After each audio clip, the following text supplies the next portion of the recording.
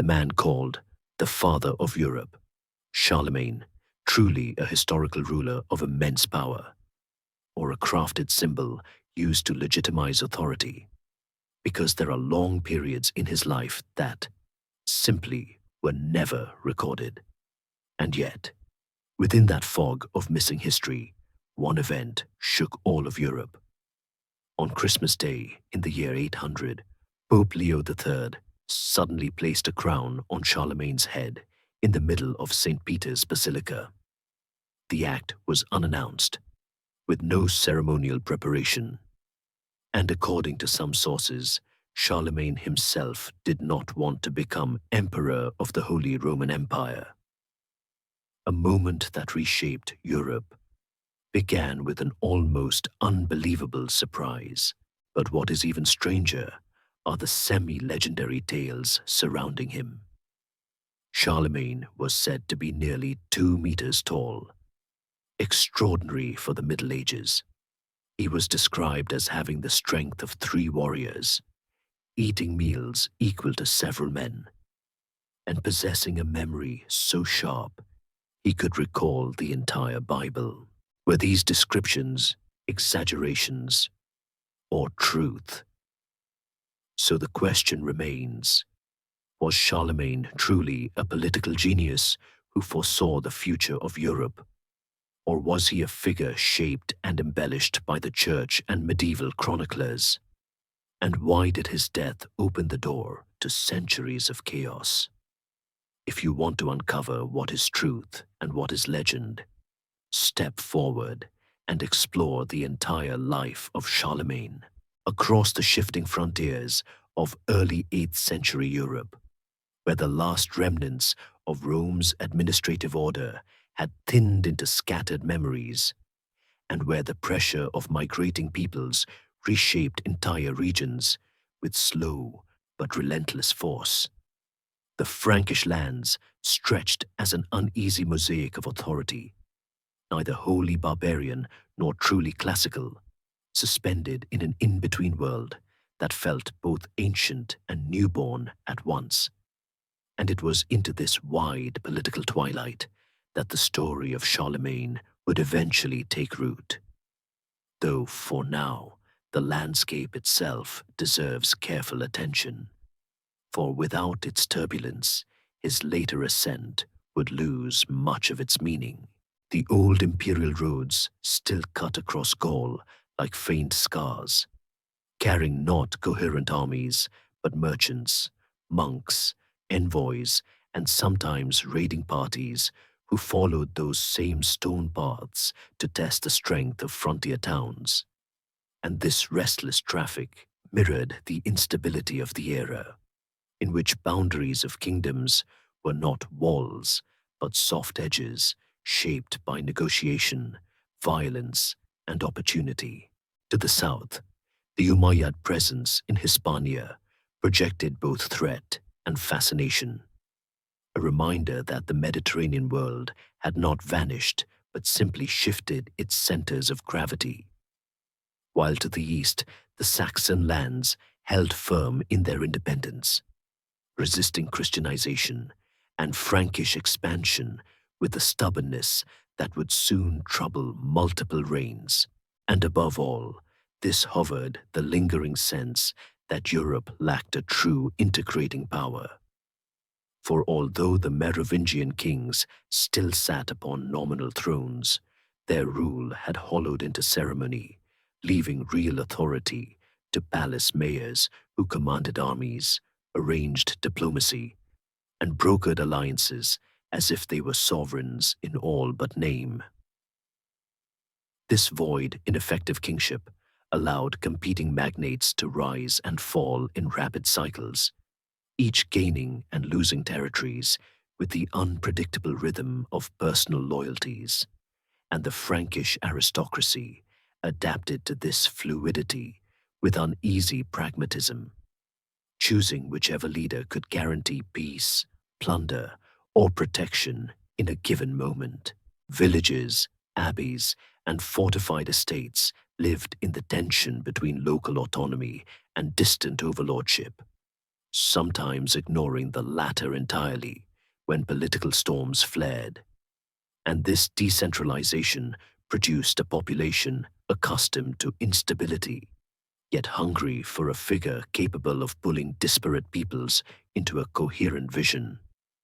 The Church, increasingly organized under reforming bishops, attempted to provide a moral scaffolding for this fractured world, urging Christian unity while simultaneously relying on secular protectors who often applied spiritual rhetoric to decidedly practical ambitions. That mixture of faith, politics, and ambition created a volatile atmosphere in which charismatic leaders could transform the landscape more swiftly than earlier centuries might have allowed, because the ground itself, social, cultural, spiritual, had become soft and ready for reshaping. The Franks, straddling both Roman legacy and Germanic tradition, embodied this duality more clearly than most, for they had inherited administrative habits from the empire, while still valuing kinship networks, gift-giving, and battlefield prestige as fundamental measures of authority. Their assemblies still echoed with the clatter of weapons signaling assent. Yet charters and capitularies were beginning to circulate with increasing frequency, hinting at a new administrative consciousness not quite born, but already stirring. And in the midst of this transition stood the Carolingian family, not yet royal, but unmistakably powerful, with a reputation for strategic brilliance and organizational energy that placed them at the center of every major political contest. Pepin of Herstal had revived the office of mayor of the palace into a formidable instrument, and his successors, most notably Charles Martel, converted military necessity into political legitimacy by defending Frankish borders against both internal rebels and external incursions, a combination that won admiration even from those wary of the family's growing dominance. It was Charles Martel's victory at Poitiers, though later romanticized, that crystallized the idea of the Franks as guardians of Christian Europe. And while contemporary accounts were more modest than later legends, the psychological effect proved immense, strengthening the family's claim to providence-guided leadership. From this foundation emerged Pepin the Short, a figure whose quiet determination masked a shrewd political intuition. And under his calculated stewardship, the Carolingian household shifted from power behind the throne to the threshold of kingship itself. Yet even as Pepin maneuvered toward legitimacy, the world into which his firstborn children appeared was still riddled with competing expectations, uncertain loyalties, and the patterns of older dynastic memory that refused to disappear easily. The Merovingian line, though weakened, retained symbolic weight, and the Church, though supportive of Pepin, remained cautious, understanding that sanctifying a new royal house carried risks as well as opportunities. This fragile equilibrium surrounding the Frankish throne set the stage for a moment when dynastic continuity, spiritual endorsement, and military necessity converged. And it was during this convergence that the anticipation surrounding Pepin's offspring took shape. For many saw in the Carolingian rise not merely a shift in families, but the possibility of restoring order to a region fatigued by fragmentation. Seers, chroniclers, and court observers projected their hopes upon the expected heirs, imagining that the next generation might solidify what their fathers had only begun. And such expectations, though not yet attached to Charlemagne specifically, created an atmosphere in which any child born to Pepin would be enveloped in prophecy-tinged speculation. As these hopes circulated through abbeys, assemblies, and noble halls, they contributed to a culture in which leadership was perceived as both inherited and divinely affirmed, intertwining lineage with destiny in a way that would haunt and shape Charlemagne's entire life. But before his birth could acquire retrospective grandeur, the broader European environment continued its restless transformation. As new trade routes opened, missionary efforts deepened, and political alliances shifted with the gentle but relentless motion of a turning tide. Monks carried manuscripts across dangerous roads, preserving ancient texts that might otherwise have vanished, while warriors drilled in makeshift fields, awaiting the next campaign that would redraw boundaries once again. And in the royal courts of the Franks, councillors debated not only territorial expansion, but the nature of kingship itself, wondering whether a stronger central authority could restore the harmony that many believed had been lost since Rome's collapse. The quiet yearning for unity, though seldom articulated openly, pulsed beneath these discussions, preparing the ground for a leader who could transform longing into policy, vision into structure, and disorder into something resembling coherence. Thus, even before Charlemagne entered the world, the conditions that would make his life extraordinary were already unfolding, shaped by centuries of instability and decades of calculated ambition, and the realm itself seemed to be waiting, unconsciously, collectively, for a figure capable of binding its fragmented pieces into a more stable form. In this atmosphere of expectation, uncertainty, and possibility, the stage was set not only for the birth of a child, but for the emergence of an era, and the Frankish lands, with all their beauty and turmoil, lay poised on the threshold of the transformation that his presence would eventually bring. Though in these early moments, the empire to be was still nothing more than an unspoken hope, drifting softly across the landscape like a whispered promise. And as the Frankish realm shifted beneath the weight of its political uncertainties, the shadows accumulated around the fading Merovingian line, whose kings, once descended from storied warrior ancestors, now drifted through ceremonial duties with little more than symbolic authority, allowing real governance to slip ever more firmly into the hands of the mayors of the palace, thus creating a peculiar dual monarchy in which crown and power no longer aligned. And this disjunction bred tension that seeped through every layer of society. The aristocracy recognized the imbalance, but tolerated it so long as stability held. Yet the veneer of order was fragile, for rival families maneuvered to strengthen their own positions. Bishops plotted reforms that could only succeed under a decisive ruler, and the common people sensed that the kingdom's guiding hand had grown weak, leaving border regions vulnerable and internal disputes dangerously unresolved.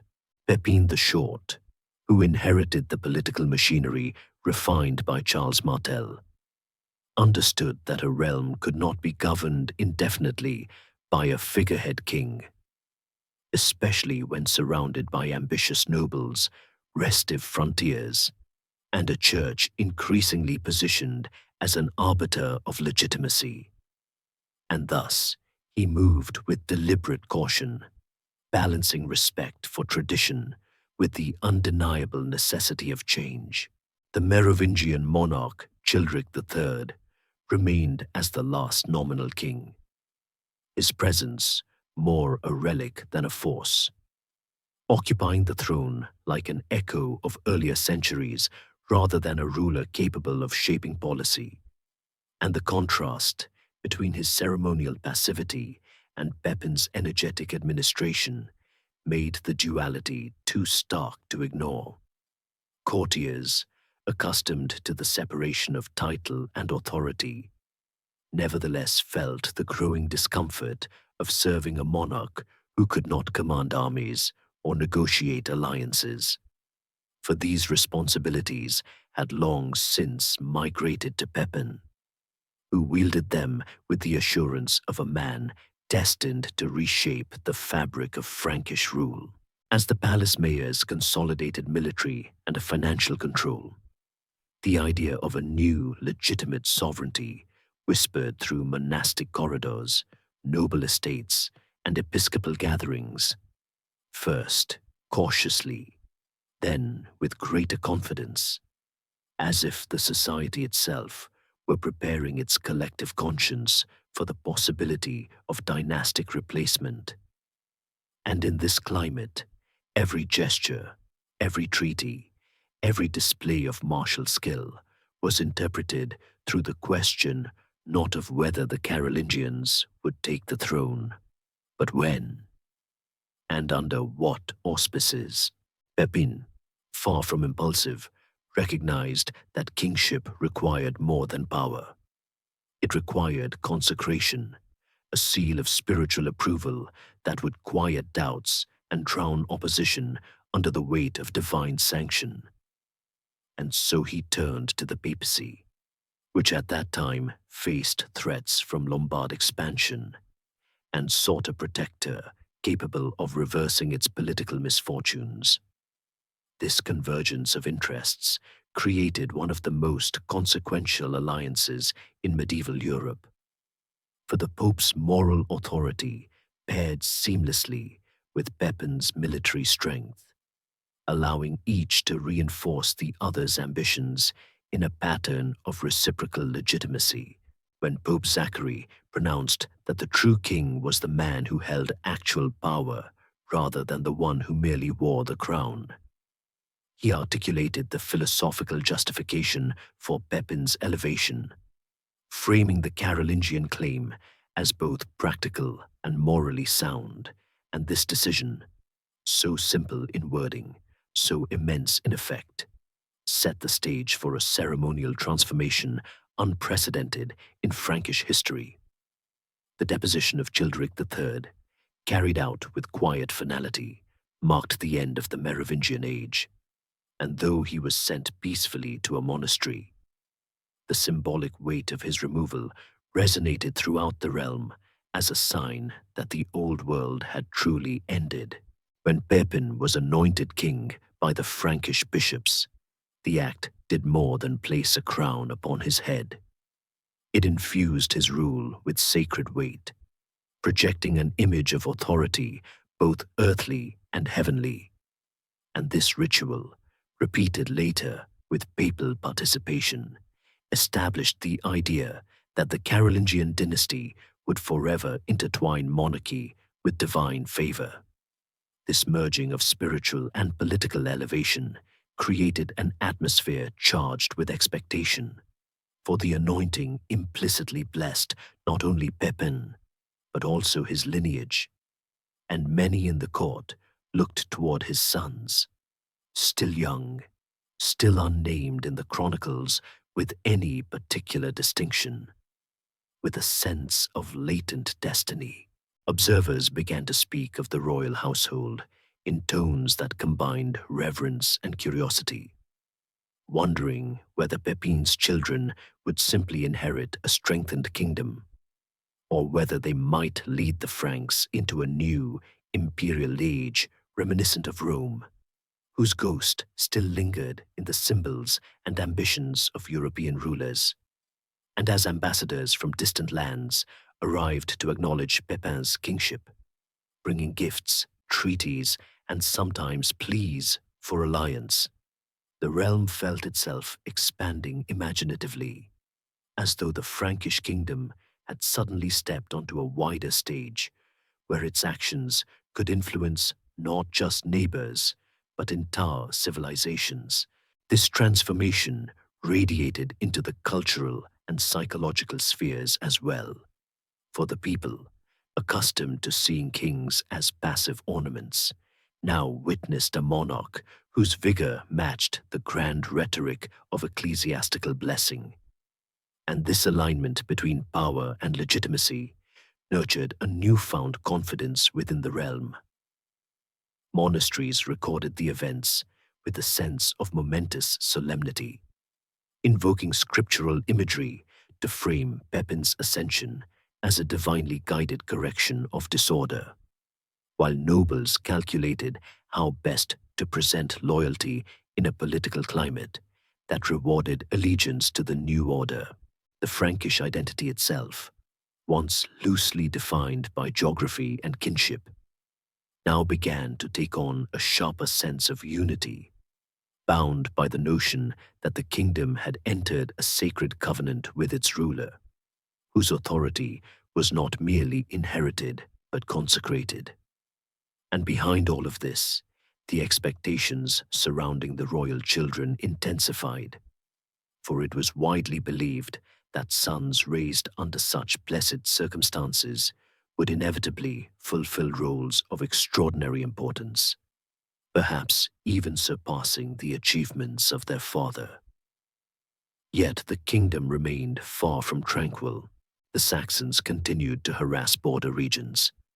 The Lombards in Italy posed ongoing complications for the papacy, and internal rivalries, though quieted, had not been extinguished. And Pepin knew that true stability required not only divine endorsement, but the emergence of capable heirs prepared for the arduous responsibilities before them. Thus, the royal household became a place of structured discipline and careful instruction, where the princes would witness firsthand the burdens of kingship in an age still defined by war, diplomacy, and the delicate maintenance of alliances. And as Pepin governed with a mixture of firmness and foresight, the atmosphere surrounding his sons grew increasingly mythic, their futures imagined as vessels for the restoration of unity across fragmented lands, their potential magnified by the sacred oil that had touched their father's brow. In this expectation-charged environment, the stage was set for the emergence of a figure whose inheritance would be not only a kingdom, but a mandate shaped by prophecy, necessity, and the restless desire of Europe for coherence. Thus, as the Carolingian dynasty took its rightful seat at the head of the Frankish realm, the shadows that had once shrouded the kingdom began to recede, revealing a landscape ripe for transformation, awaiting the leadership that would soon come of age within Pepin's own household, where a child named Charles, destined for greatness, yet unaware of the magnitude awaiting him, grew quietly beneath the weight of the realm's unfolding destiny. And in the gentle ebb of seasons that followed Pepin's consolidation of power, when the Frankish kingdom had begun to steady itself under the blessed weight of consecrated kingship, there emerged at the royal court the hushed excitement that accompanies the birth of an heir, for a child born into a newly sanctified dynasty carried not only the hopes of a household, but the expectations of an entire realm, yearning for continuity, order, and the promise of future greatness. The chronicles, often laconic in their phrasing, nevertheless conveyed a sense of quiet awe surrounding the birth of Charles, later known to the world as Charlemagne, whose arrival around 742 or 748, dates debated even by contemporaries, became entangled with the symbolic language of renewal, as if his appearance were not merely a familial event, but a sign that divine favor, once extended to Pepin, now flowed through the next generation with equal potency. Midwives, attendants, and clerics would later recall the serene composure of Queen Bertrada, a woman famed for her intelligence and steadiness, and they whispered that the child's first cries sounded more like a decisive proclamation than the helpless wail of infancy, though such recollections likely gained embellishment as his later achievements reshaped the memory of his earliest days. Yet for all the retrospective grandeur, the political context of his birth was far from serene, for Pepin still navigated the fragile balance between asserting newly crowned authority and maintaining the alliances that had secured his rise, and the pressures of administering a kingdom beset by external threats weighed heavily upon the royal household. The Lombards continued their unpredictable maneuvers in Italy, prompting persistent entreaties from the papacy for Frankish intervention, while the Saxons and Bavarians maintained uneasy tensions along the eastern borders, sometimes offering treaties, sometimes breaking them with seasonal raids that demanded swift retribution. Within the kingdom itself, noble families, accustomed to broader independence, watched the growing power of the Carolingians with both admiration and guarded apprehension, for the consolidation of authority under Pepin suggested that future kings might demand even greater loyalty. In such an atmosphere, the birth of a strong male heir was more than a personal joy. It was a political anchor securing the dynasty's budding legitimacy from the moment Charles was presented to the court. Observers sensed in him a sturdiness unusual for an infant, the kind of robust physical presence that chroniclers later described with unmistakable admiration, though whether these early impressions reflected genuine memory or the human tendency to read greatness backward into childhood remains impossible to know. Still, it is certain that expectations quickly crystallized around him, for a prince born in the dawn of a new dynasty inevitably absorbed the hopes and anxieties of those around him, becoming a symbolic vessel long before he could speak, let alone lead armies. His mother, Bertrada, later honored with the epithet the broad-footed, for reasons uncertain but never derogatory in contemporary accounts, played a significant role in shaping the environment of his early years, surrounding him with tutors, clerics, and noble companions who would influence his character in ways both subtle and profound. Her strong diplomatic instincts, evident in her ability to soothe factions and strengthen familial networks, would echo in Charles's later talent for weaving alliances across continents. There were whispers, too, of omens that accompanied his early childhood, stories of a comet streaking across the sky, of an unusually bountiful harvest near his birthplace, of a monk's dream foretelling a ruler whose dominion would stretch beyond the boundaries of Old Gaul. Though such tales should be read less as literal portents and more as reflections of the collective imagination that looked for signs of divine intention in a world where fortune and providence were thought inseparable. In truth, the kingdom's yearning for stability likely fueled these narratives, for people invested their hopes in the symbolic power of the young prince, believing that the blessings bestowed upon Pepin would magnify through his descendant. And because the Carolingian dynasty had justified its accession through divine sanction, every aspect of Charles's upbringing took on a sacred hue, every milestone interpreted through the lens of destiny fulfillment rather than ordinary growth.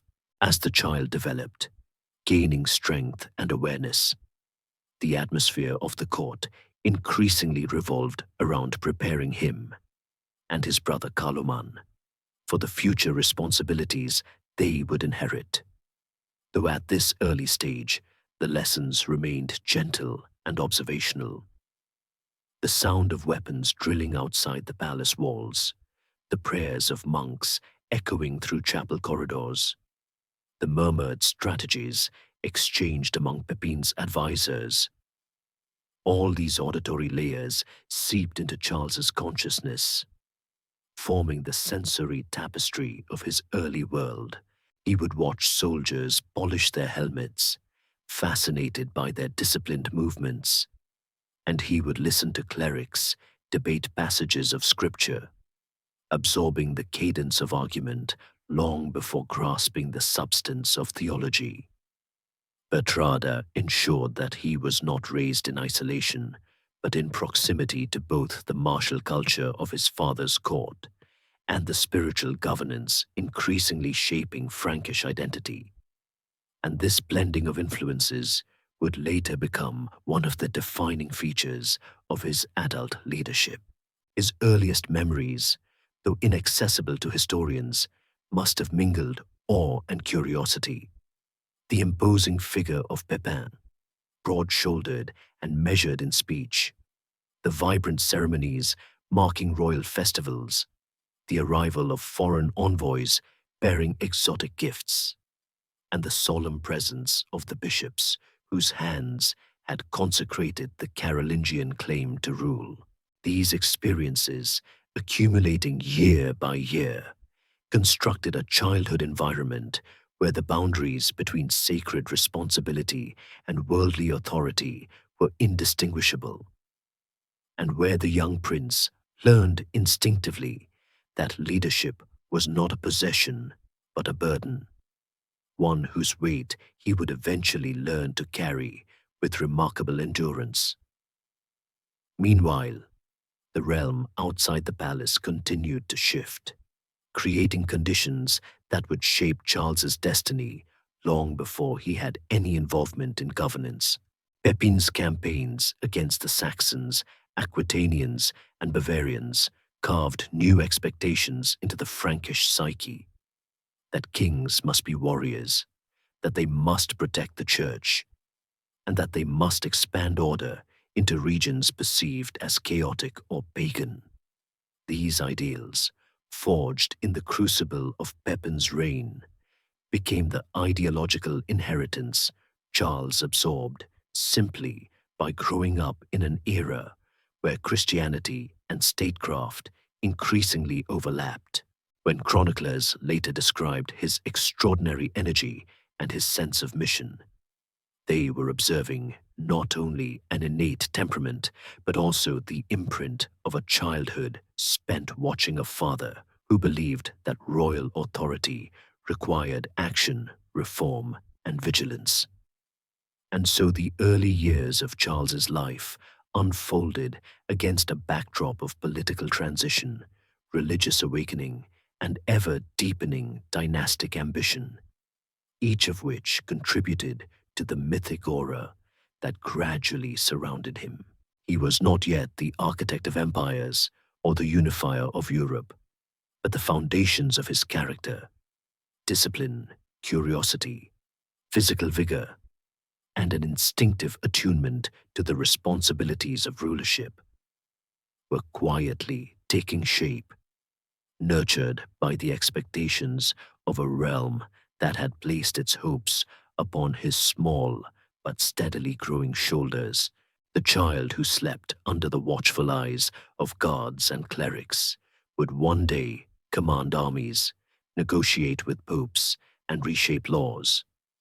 But in these earliest moments, he remained simply a prince born into a world yearning for direction, unaware that the vast landscape of Europe, with all its peoples, languages, and restless tides of history, was already whispering his name.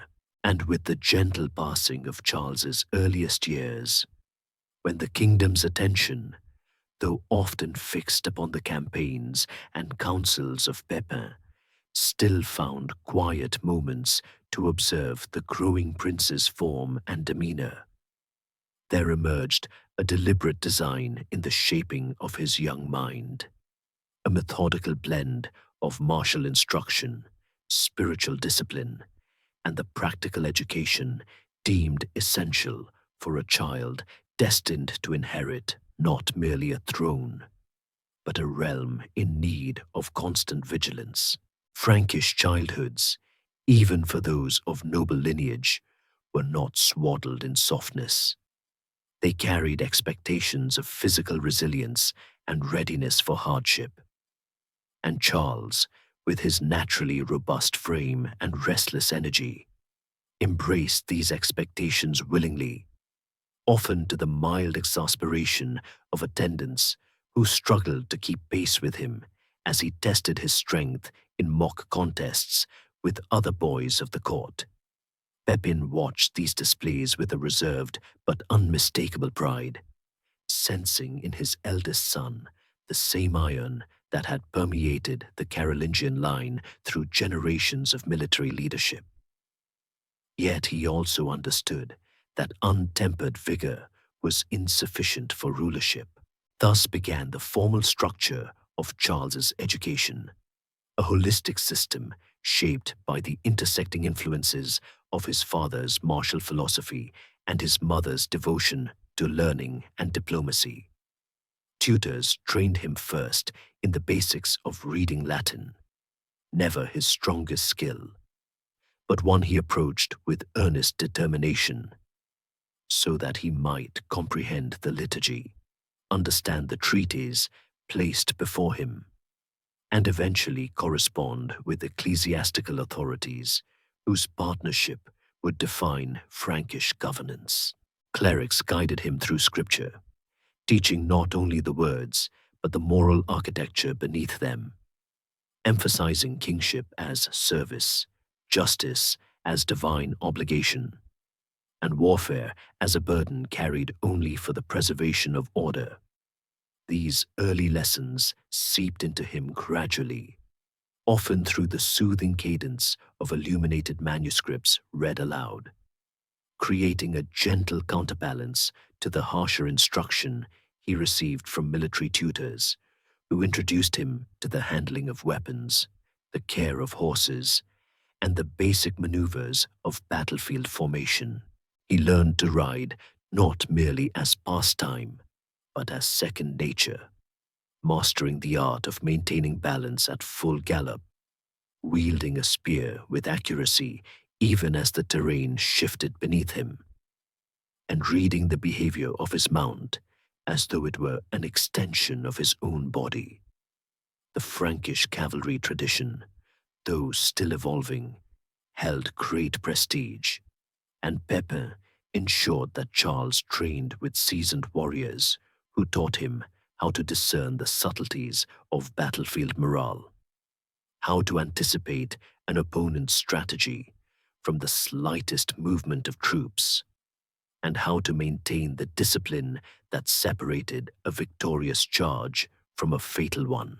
These were not abstract lessons, but practical ones learned through repetition, sweat, and occasional hard falls that left bruises he refused to treat until his instructors confirmed he had completed each drill with unwavering composure.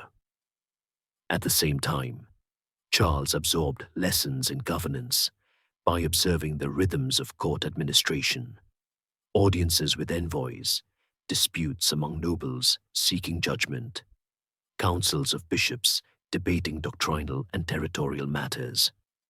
Pepin would summon his sons to witness these proceedings, not to participate, but to watch, listen, and internalize the tone of authority required to maintain unity in a realm as diverse and reactive as the Frankish kingdom. Charles learned how to recognize the subtler expressions of loyalty or dissent on the faces of noblemen, how to sense when a bishop concealed political ambition beneath the veil of piety, and how the slightest misstep in speech could unravel weeks of negotiation. Such training cultivated an instinctive political sensitivity, teaching him that strength alone could not secure a kingdom. It must be reinforced by perception, restraint, and the quiet reading of human motives. He also accompanied his father on processions, inspections, and at least one early campaign, though not in active military capacity.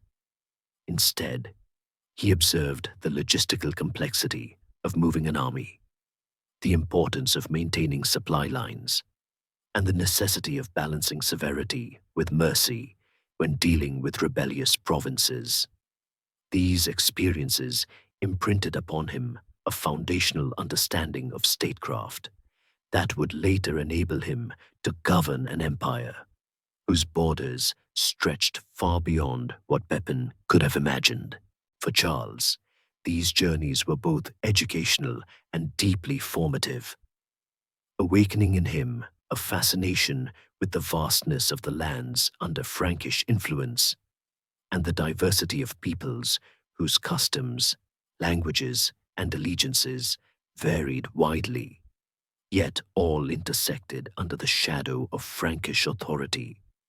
Bertrada, ever mindful of her son's intellectual development, expanded his education beyond immediate political utility by encouraging exposure to broader cultural and diplomatic practices. She arranged for contact with scholars from monasteries renowned for their learning, ensuring that Charles encountered not only doctrinal instruction, but also the early stirrings of what would become the Carolingian cultural revival. Through her influence, he came to understand that knowledge itself, whether of law, scripture, history, or languages, could function as a form of power, shaping the mind with far greater subtlety than weapons shaped the body. This idea, planted gently in childhood, would mature into his lifelong zeal for educational reform, a zeal that would one day ripple across Europe in waves of monastic standardization, script reform, and the establishment of schools attached to cathedrals and palaces. Through each phase of his early instruction, Charles demonstrated a remarkable capacity to merge physical confidence with intellectual curiosity, forming a temperament at once assertive and contemplative. Those who taught him often remarked on his intense presence.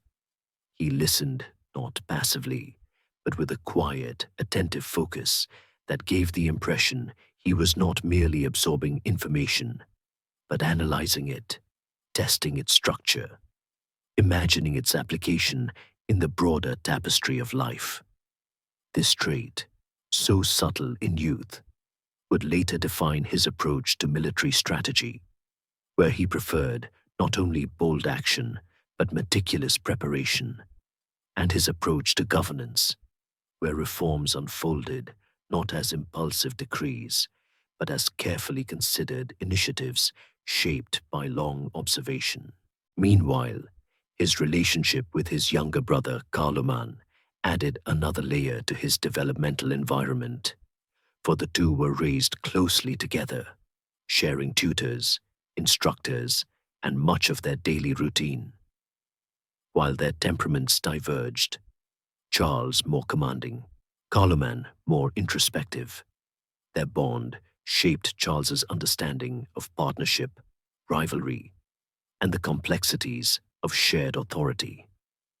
Observing their father navigate alliances with his own brother and uncles, the princes absorbed an early lesson in the delicate balance required when ruling a kingdom that expected unity from individuals with potentially divergent ambitions. As adolescence approached, Charles began to exhibit the qualities that would one day define him: extraordinary stamina, an imposing physical presence, and a disciplined mind capable of holding multiple strands of thought together with calm clarity. These traits did not emerge suddenly, but grew gradually from the deliberate molding of his education, the expectations of his lineage, and the political atmosphere of a kingdom undergoing profound transformation. And though he could not yet foresee the vast responsibilities awaiting him, he was already being shaped, patiently, methodically, into the figure who would one day channel the restless energies of Europe into a new imperial imagination. And as Charles moved deeper into adolescence, leaving behind the unsteady rhythms of childhood and stepping into the more deliberate cadence of royal apprenticeship, the Frankish court itself became an expansive classroom where every gesture, every council session, every military preparation unfolded like a living text for him to study. And it was here, within the fusion of ceremonial pomp and pragmatic governance, that he absorbed some of his most essential lessons by watching his father in action. Pippin, though not flamboyant by nature, possessed a measured authority that commanded immediate respect, and the young prince, always attentive, developed a habit of observing not merely what decisions his father made, but how he arrived at them, noting the subtle shifts in expression, the way he weighed arguments presented by bishops and nobles, and the quiet patience with which he listened before speaking. In these moments, Charles began to internalize the psychological architecture of kingship, learning that power was exercised as much through silence as through decree, and that a ruler's strength lay partly in the impressions he created before ever unsheathing a sword. The court, constantly alive with activity, provided endless material for this kind of observation. Envoys arrived from Lombardy, bearing concerns about papal conflicts. Emissaries from Aquitaine brought updates of regional unrest. Ambassadors from distant Bavaria negotiated delicate terms of cooperation or defiance.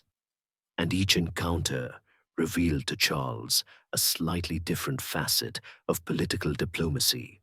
He noted how Pepin softened his tone when speaking with clerical representatives, shaping his words with the gentle authority expected of a protector of the church, yet shifted into firmer, more tactical language when addressing nobles accustomed to judging strength through martial decisiveness. This ability to change register without losing coherence fascinated the young prince, who practiced the technique in private by mimicking the cadence of speeches he heard, testing the softness or sharpness of phrasing, adjusting posture until he could command attention even from his instructors, who sometimes paused mid-lesson, startled by the sheer presence he projected. Another layer of learning came through the careful analysis of how Pepin maintained cohesion within a nobility known for its pride and quick tempers.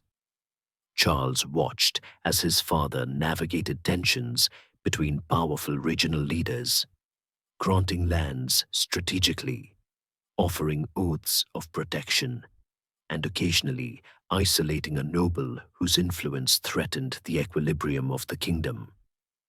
Through these patterns, he absorbed the importance of timing: when to assert, when to appease, when to delay a decision in order to observe the unfolding of circumstances. He also learned that kingship was not defined solely by force, but by an intricate balance of generosity and control, not unlike the relationship between a rider and his horse: firm when needed, calm when possible, always attentive to the shifting currents beneath the surface. Yet the most vivid lessons came not in courtly halls, but on campaign, where Charles accompanied Pepin on several expeditions designed to reinforce Frankish authority. Though too young to lead troops, He rode near the command group, watching the structured chaos of marching columns, the organization of supply caravans, the placement of scouts, and the careful management of camp routines that kept thousands of men fed, disciplined, and ready for combat. The smell of leather, sweat, and oiled metal lingered in his memory, mixing with the solemn prayers of priests who blessed the troops before battle, and the barked commands of captains drilling their units. From these experiences, Charles learned that warfare was not merely a matter of bold charges, but a complex choreography of planning, morale, timing, and logistics. And this early exposure would later inform his own campaigns, which would stretch across decades and reshape Europe's political landscape. One campaign in particular left a deep impression on him: an expedition into Aquitaine, where Pepin sought to reinforce Frankish authority after years of tension under the rule of Duke Waiofar. Although the young Charles remained a passive participant, the long marches through dense forests, the tense negotiations with local leaders, and the sudden flare of skirmishes along the route offered a glimpse into the unpredictability of frontier politics. He saw how quickly alliances could shift, how terrain shaped strategy, and how commanders adjusted plans in response to unexpected obstacles. He also noticed how Pepin maintained discipline among his troops, punishing looters firmly, rewarding loyal captains publicly, and emphasizing that the pursuit of victory must always remain tethered to justice. These patterns carved themselves into Charles's developing sense of military ethics, teaching him that conquest without moral grounding risked fracturing the very unity it sought to impose. Meanwhile, Charles's intellectual development deepened in parallel with his martial exposure, for his tutors recognized that military brilliance unaccompanied by learning could not sustain a kingdom as complex as the Frankish realm. He engaged in discussions with clerics who explained the legal traditions inherited from both Roman precedent and Germanic custom, revealing to him how laws served not only to resolve disputes, but to shape the identity of a people. These early explorations planted the seeds of his later interest in capitularies and legal reform, for he sensed, even at this young age, that a realm as vast as the one his father governed required a coherent framework to bind its diverse communities together. He also began encountering historical narratives, some Roman, some biblical, that offered examples of leadership, tyranny, reform, and collapse, and he absorbed their lessons with a seriousness beyond his years, often reflecting on them during long rides or quiet evenings in camp. His mother, Bertrada, played an essential role in grounding this education with emotional steadiness and political clarity. She guided him gently toward understanding that kingship was not merely a performance, but a moral vocation, one requiring compassion as well as strength. And she encouraged him to observe not only grand events, but the subtler patterns of human character. Through her influence, Charles learned to recognize when fear disguised itself as defiance, when greed masqueraded as loyalty, and when humility concealed extraordinary wisdom. These insights would later serve him well in negotiations with conquered peoples and in the selection of advisors who would help administer his expanding territories. Yet, even as Charles absorbed these varied lessons, he also developed an independent streak, a desire to test his own judgment rather than accept instruction passively. His tutors noticed that he often asked probing questions, why a particular strategy had succeeded, why one noble family rose while another declined, why the church supported some policies yet resisted others. And these inquiries signaled a mind not content with surface explanations. This intellectual restlessness, paired with his physical vigor, created a dynamic presence that many at court found compelling. And even at a young age, he carried himself with a quiet confidence that hinted at the ruler he would one day become. Through this slow, deliberate accumulation of experience, watching, listening, training, and questioning, Charles's early education at the royal court formed the steady foundation upon which his later ambitions would stand. He learned that a king must see farther than those around him, combining strength with wisdom, decisiveness with patience, and vision with practicality. And though he remained years away from assuming formal power, the habits of observation, the instincts of leadership, and the intellectual frameworks nurtured during these formative seasons were already shaping him into the figure who would eventually guide Europe through one of its greatest transformations.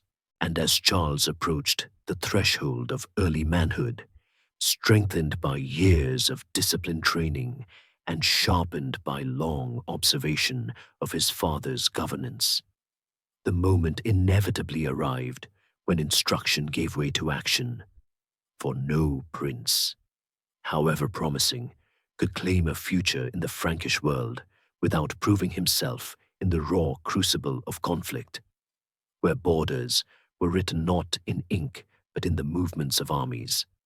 And it was here, upon the restless frontiers of the realm, that Charles faced his first genuine tests of command. These early challenges did not thrust him into full leadership, for Pepin remained the unquestioned architect of Frankish strategy. Yet they demanded a degree of decisiveness and composure that cannot be simulated in training grounds. And through them, Charles began to encounter firsthand the unpredictable texture of warfare, its sudden shifts, its moral weight, and its capacity to expose both weakness and strength in a single afternoon.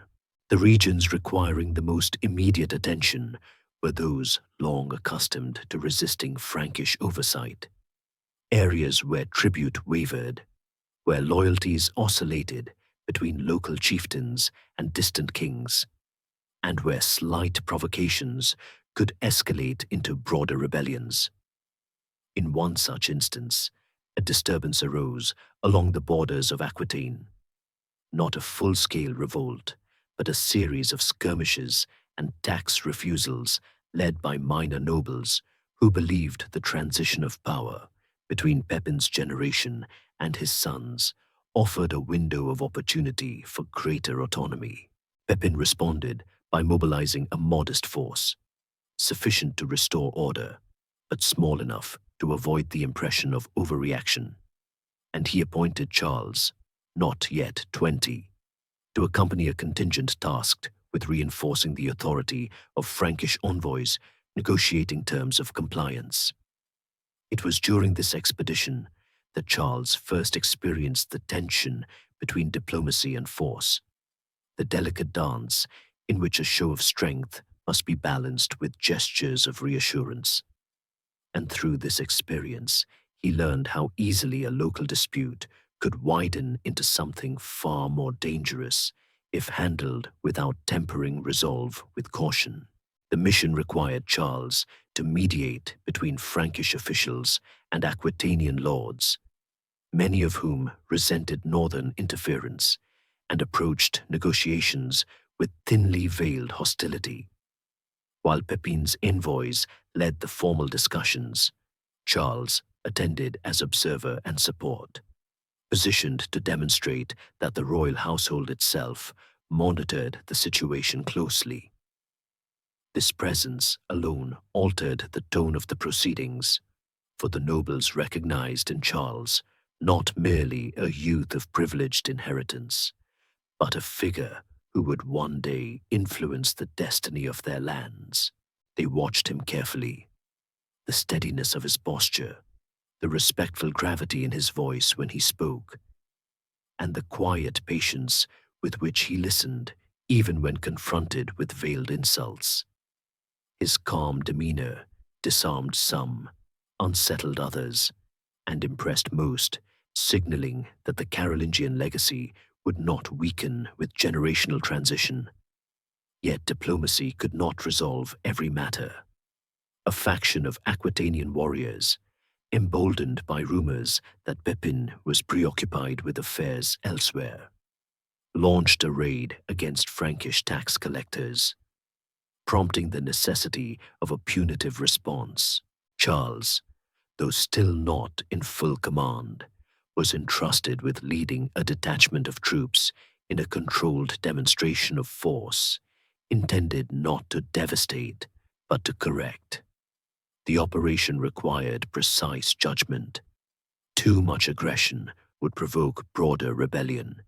Too little would embolden further resistance.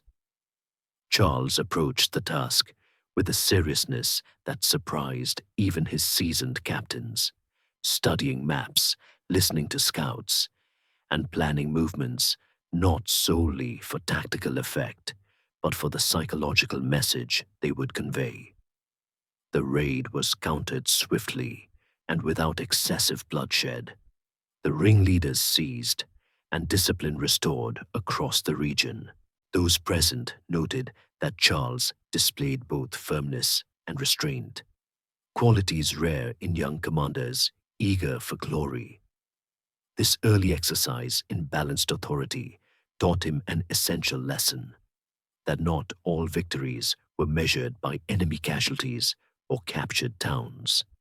Some were measured by the restoration of order with minimal disruption, by the prevention of unnecessary cycles of vengeance, and by the consolidation of loyalty rather than the creation of new grievances. Frankish strategy required as much sensitivity as it did strength, for the kingdom's expansion depended less on fear than on a carefully cultivated perception of stability under Carolingian rule. Charles, attentive student of his father's statecraft, recognized that sustainable authority required more than momentary triumphs. It required predictable justice, disciplined armies, and a consistent willingness to understand the motives of those who resisted. Other early tests soon followed, for the Frankish realm sprawled across landscapes that offered no shortage of tension. In Bavaria, although relations remained mostly cooperative, border disputes periodically flared into confrontations, demanding rapid intervention. Charles accompanied Pepin or his senior commanders on several such journeys, absorbing the differing diplomatic protocols used when dealing with semi-autonomous duchies, whose rulers possessed considerable internal authority, yet depended on Frankish goodwill for their own legitimacy. In these encounters, Charles learned that not all resistance came from overt rebellion. Some arose from pride, some from miscommunication, and some from the natural friction between regional autonomy and royal oversight. Each interaction required subtle reading of personalities and careful modulation of response, skills that would later distinguish Charles as both diplomat and conqueror. One particular episode along the eastern frontier left a lasting impression. A Bavarian noble, angered by a territorial judgment issued by Pepin's representatives, gathered a band of warriors and threatened to withdraw allegiance altogether. Pepin, rather than escalate immediately, dispatched a small party led by a trusted commander and accompanied by Charles, with instructions to restore order through persuasion if possible, force if necessary. The negotiations began tensely, the noble's pride wounded. Yet Charles's presence, calm, attentive, and devoid of youthful bravado, shifted the dynamic. Instead of responding to aggression with counter-hostility, he asked measured questions about grievances, listened to explanations, and reframed the dispute in terms of mutual benefit rather than domination. Though he did not lead the final decision, his quiet moderation helped produce a settlement that preserved peace while reaffirming Frankish supremacy. Those present later remarked that his composure hinted at a maturity far beyond his years. Yet alongside these diplomatic experiences came moments of genuine danger, for the borders of the realm were not merely lines on parchment, but zones of shifting alliances and sudden violence. In one skirmish near the Saxon frontier, Charles rode with a scouting party when they were ambushed by a band of raiders testing Frankish defenses. Though outnumbered, he and his companions fought with organized precision, Charles himself holding formation and protecting his men rather than charging recklessly ahead.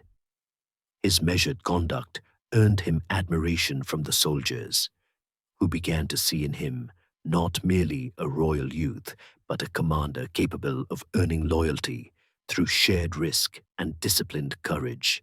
This early brush with direct combat deepened his understanding of the gritty realities of warfare, teaching him that leadership required not only strength, but also the ability to steady the spirits of others when chaos erupted. These first tests of command, small in scale compared to the monumental campaigns that later defined his reign, were nonetheless crucial stepping stones in Charles's development. They taught him to synthesize the lessons of his upbringing into practical action, to judge when to advance and when to hold back, when to speak and when to remain silent, when to emphasize strength and when to offer compromise. Through them, he learned that authority rested not in titles, but in the confidence others placed in one's judgment, and that every decision, however minor, contributed to the long tapestry of reputation upon which future power would depend.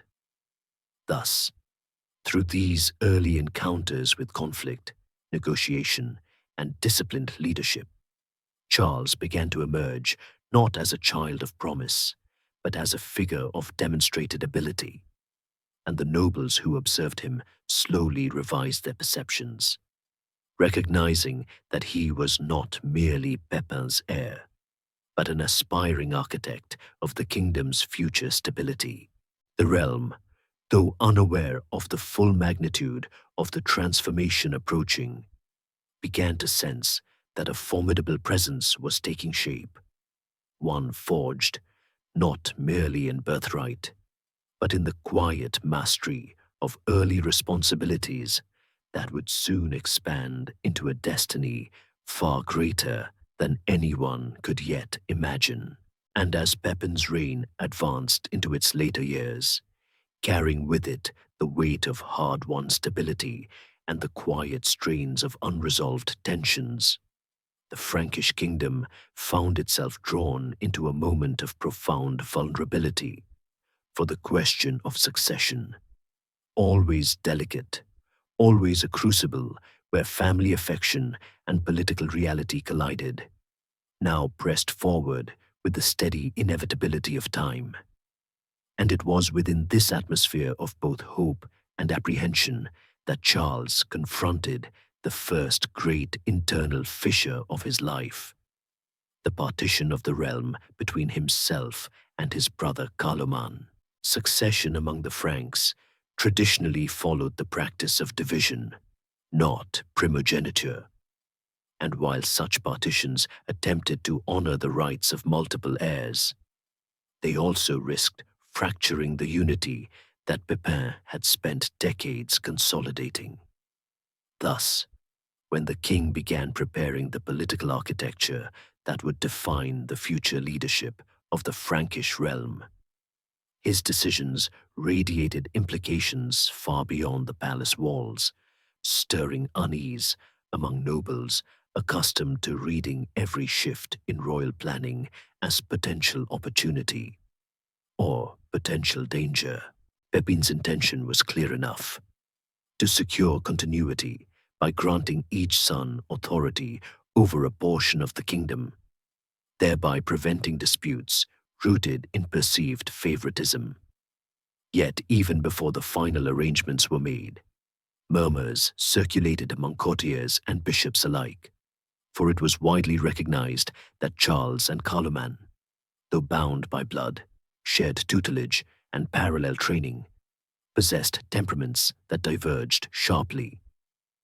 Charles embodied steadiness, strength, and expansive ambition. Carloman displayed introspection, piety, and at times a volatility born of deep moral seriousness.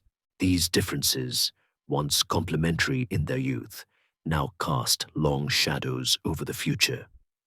For the nobles wondered whether two such distinct personalities could truly govern adjacent realms without falling into rivalry.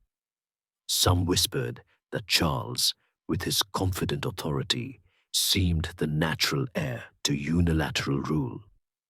Others argued that Carloman's stern devotion gave him an equally strong claim to leadership. The tension, though still unspoken publicly, simmered like an ember, awaiting a gust of political wind. Pepin attempted to temper these growing anxieties by modeling unity between his sons, involving them jointly in councils, ensuring they witnessed the adjudication of disputes together, and reminding them, explicitly or implicitly, of the divine nature of their shared inheritance.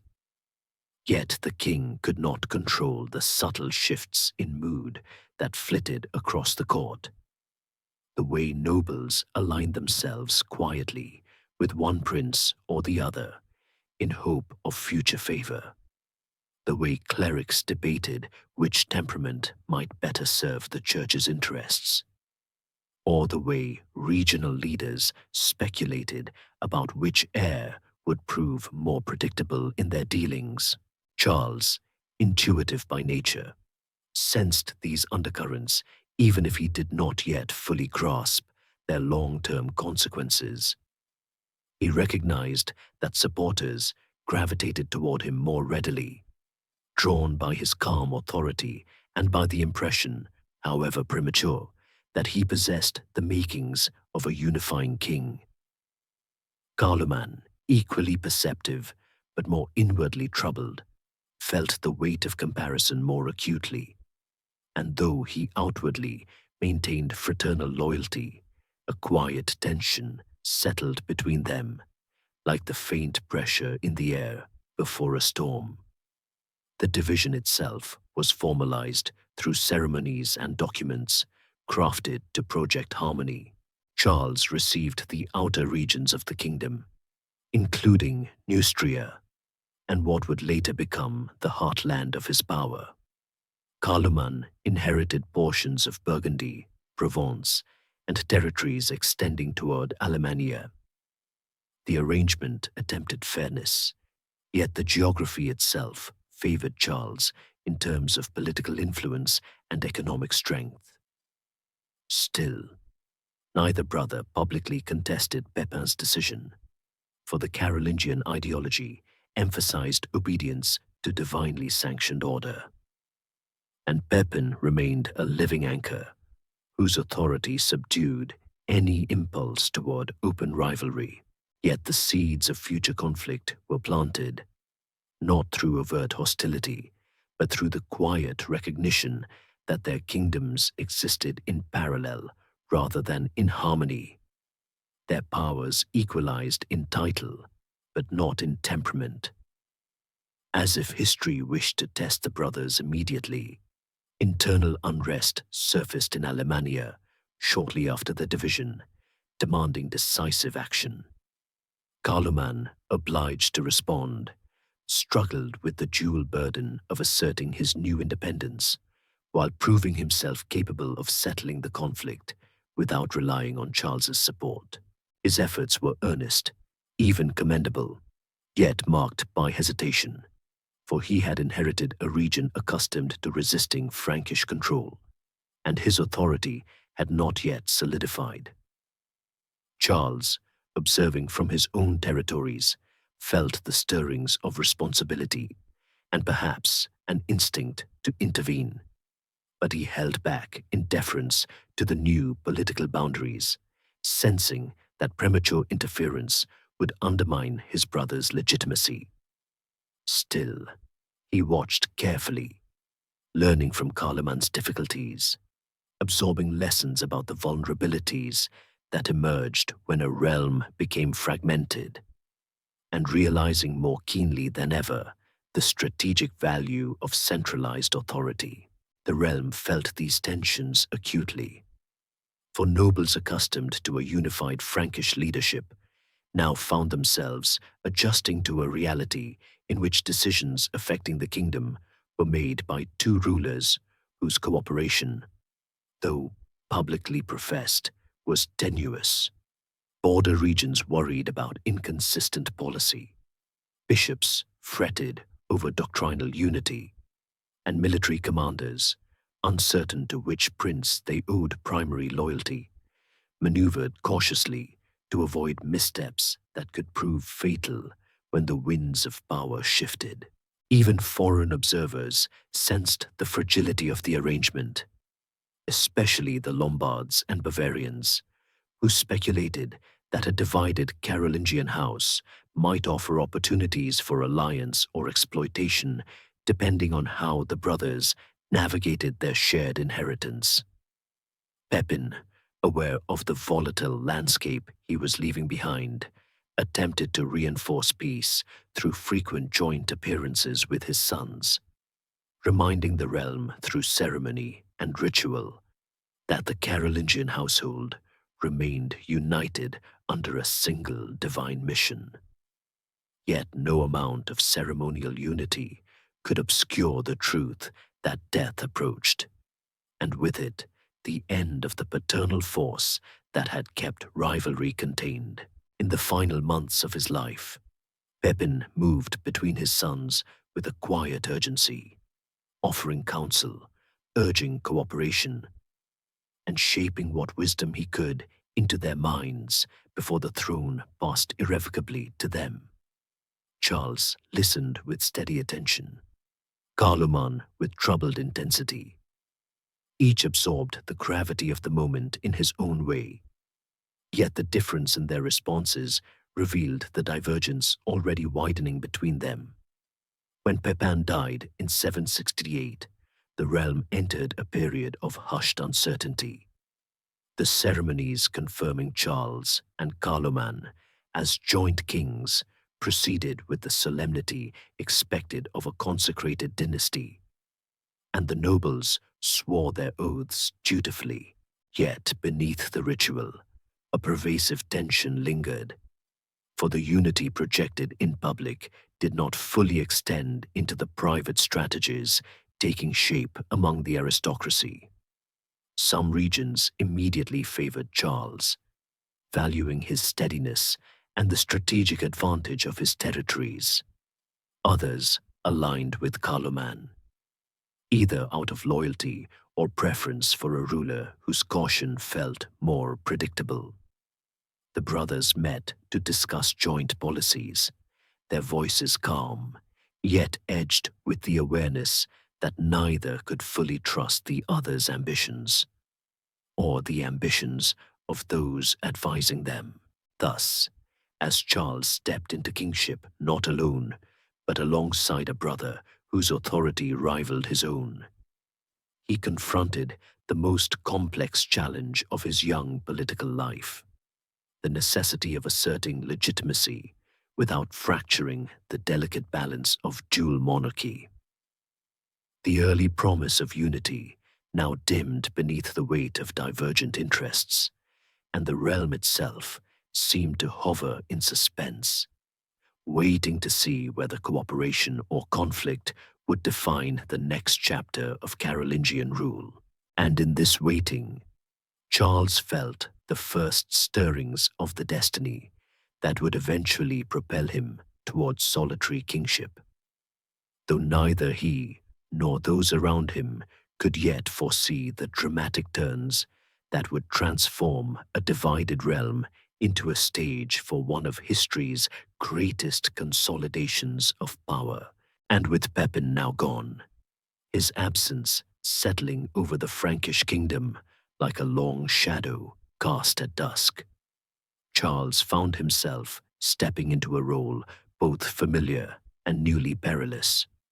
For although he had long trained for leadership, nothing in his upbringing could fully prepare him for the intricate dance of shared kingship, a structure designed to honor custom, yet destined, by its very nature, to strain under the pressures of competing personalities and diverging political instincts. The ceremonies affirming Charles and Carloman as joint kings unfolded with measured grandeur. Oaths sworn, blessings pronounced, regalia displayed. But beneath the solemn liturgy lay tensions difficult to disguise, especially for a court already attuned to the delicate balance of favor and ambition. Two kings meant two centers of gravity, two currents of influence, and two interpretations of what Frankish unity required. And from the moment of their ascension, the realm braced itself for the unpredictable rhythms of dual rule. Charles approached this arrangement with steady composure, intent on maintaining cooperation despite the undercurrents already tugging the brothers apart. His territories, wealthier and more strategically coherent than Carloman's, gave him natural advantages, yet he did not flaunt them. Rather, he embraced a tone of respectful partnership, signaling that stability should remain their shared priority. Carloman, however, burdened by the weight of expectations and perhaps by the sense that his brother's presence overshadowed his own, adopted a more guarded, austere demeanor. He ruled with sincerity, but also with a caution verging on isolation, and his court soon became known for its solemn rigidity, a contrast to Charles's more open, approachable style, which drew nobles naturally toward him. These contrasts, subtle at first, soon created fractures in the political landscape, for aristocrats accustomed to reading royal temperaments quickly sensed where influence flowed with greater ease. The first major strain on their partnership emerged unexpectedly from Aquitaine, a region long resistant to Frankish authority, and now, once again, restless after Pepin's death. Duke Waiophar's lineage had collapsed in earlier conflicts, but pockets of resistance persisted, and the death of a strong king emboldened local leaders who interpreted the transition as an opportunity to reassert autonomy. Charles, whose territories bordered Aquitaine, felt responsible for stabilizing the region. He gathered troops, summoned advisors, and prepared to launch a measured but decisive response. Carloman, by contrast, hesitated to involve himself in a conflict distant from his own lands, preferring to focus on internal consolidation and interpreting intervention as a political gamble that might entangle him unnecessarily. When Charles mobilized without Carloman's cooperation, the nobles took note. Some saw in his actions decisive leadership. Others saw an implicit claim to the senior kingship, and the perception, true or not, began reshaping loyalties.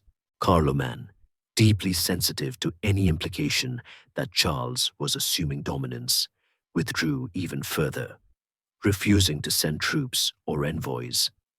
a decision that widened the gulf between them. Charles pressed on nonetheless, leading a campaign that demonstrated both strategic finesse and disciplined restraint. And when he succeeded in subduing the remaining Aquitanian resistance, his prestige rose noticeably. Victories, whether modest or monumental, had a way of imprinting themselves upon public consciousness, and Charles's triumph cast him increasingly as the kingdom's stabilizing force, even though he had not yet claimed such a mantle explicitly. But tensions reached a new height when a rebellion erupted in Burgundy, requiring urgent attention. Again, Charles moved swiftly, assessing the threat and preparing a response. Again, Carloman hesitated, citing obligations within his own territory. This reluctance, though possibly born of sincere caution, was interpreted as indifference by those who compared the brothers' responses. And in these comparisons, Charles consistently emerged as the more capable, more engaged, more kingly of the two, a narrative that gained momentum with each passing month, even among clerics who maintained correspondence between court centers and whose observations carried substantial weight in shaping public expectation. The psychological strain of this dynamic weighed heavily on Carloman, whose temperament leaned toward introspection, and who perhaps felt the burden of his office more intensely than Charles did. He retreated deeper into the council of advisers who reinforced his grievances, and his isolation hardened into quiet resentment. Charles, aware of his brother's discomfort, yet unable to bridge the widening divide, focused instead on maintaining stability in his territories, strengthening administrative structures, improving relations with bishops, and ensuring that the Frankish people experienced steady governance despite the political tension simmering at the highest levels. Their relationship deteriorated further during a joint meeting at which bishops attempted to mediate a more cooperative arrangement between the brothers. Charles arrived with openness, willing to discuss mutual responsibilities. Carloman approached with visible rigidity, interpreting every proposal as an encroachment on his sovereignty. The meeting ended without resolution, and the court emerged with a clearer sense that unity between the kings was beginning to crumble. Worse still, factions within the aristocracy began using the brothers' disputes for their own purposes, aligning themselves opportunistically, and thus deepening the instability. Yet the decisive rupture came not through conflict, but through withdrawal. In 771, Carloman died suddenly, an event that struck the realm with a mixture of shock and uncertain relief. His passing, while undoubtedly tragic, removed the structural tension of dual kingship in an instant, leaving Charles the sole ruler of the Frankish kingdom. For all their differences, Charles mourned his brother sincerely, aware that Carloman's death marked not only the end of a personal relationship, but the conclusion of a political arrangement that had shaped the earliest years of his kingship. And yet, even in the midst of grief, the realm looked to Charles with expectation, sensing that unity, long elusive, might now be achieved under a single, steady hand. The path to consolidation was not immediate, for Carloman's widow and supporters initially fled to Lombardy, seeking refuge with King Desiderius, who sought to exploit the moment by pressing the claim of Carloman's young son. But Charles, drawing upon the maturity forged during years of early leadership and the confidence gained through successful campaigns, navigated this challenge with composure. He strengthened internal alliances, reaffirmed ecclesiastical support, and signaled to the nobles that he would respect the integrity of the realm while defending its unity against external interference. Thus, through a mixture of circumstance, political intuition, and the relentless movement of events, Charles emerged from the uncertainties of divided kingship into the clarity of singular rule. The transformation marked a critical pivot in his life. No longer a co-ruler navigating rival centers of authority, he now carried alone the mantle of guiding the Frankish kingdom. And as he stepped into this role, with the quiet strength that had defined his youth, the realm felt itself shifting, preparing, though it did not yet fully realize it, for an era in which Charles would turn a unified kingdom into the beating heart of a renewed imperial imagination. And with the mantle of sole kingship now resting fully upon his shoulders, Charles found himself confronting almost immediately the most persistent and volatile challenge of his early reign: the long simmering conflict with the Saxons, a people whose lands stretched across the dense forests and rolling hills to the northeast, where the frontier of the Frankish realm dissolved into a rugged landscape of independent tribes, each bound not by centralized authority, but by ancestral custom, warrior honor, and an unyielding devotion to their own gods. For generations, the Saxons had resisted Frankish encroachment, launching raids across the border with a fierce irregularity that made long-term stability impossible. And Pepin's efforts, though earnest, had never extinguished the embers of rebellion. Now, with Charles newly ascended and the political landscape still trembling from Carloman's death, the Saxons sensed an opportunity, interpreting the moment as a possible weakening of Frankish authority. They crossed the border with sudden violence, burning settlements, destroying churches, and forcing Charles to confront his first major military test as the solitary king. He responded with a swiftness that startled those unfamiliar with the force of his resolve. Summoning his nobles, assembling levies from across his territories, and coordinating supply wagons with a discipline rarely achieved in earlier campaigns, Charles marched towards Saxony, not merely to repel a raid, but to communicate unmistakably that the Carolingian succession had settled, and that Frankish power had not fractured in the transition.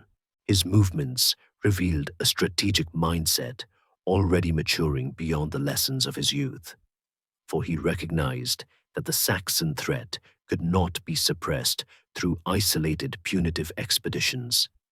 It required a sustained, systematic approach designed not only to punish but to reshape the political landscape along the frontier.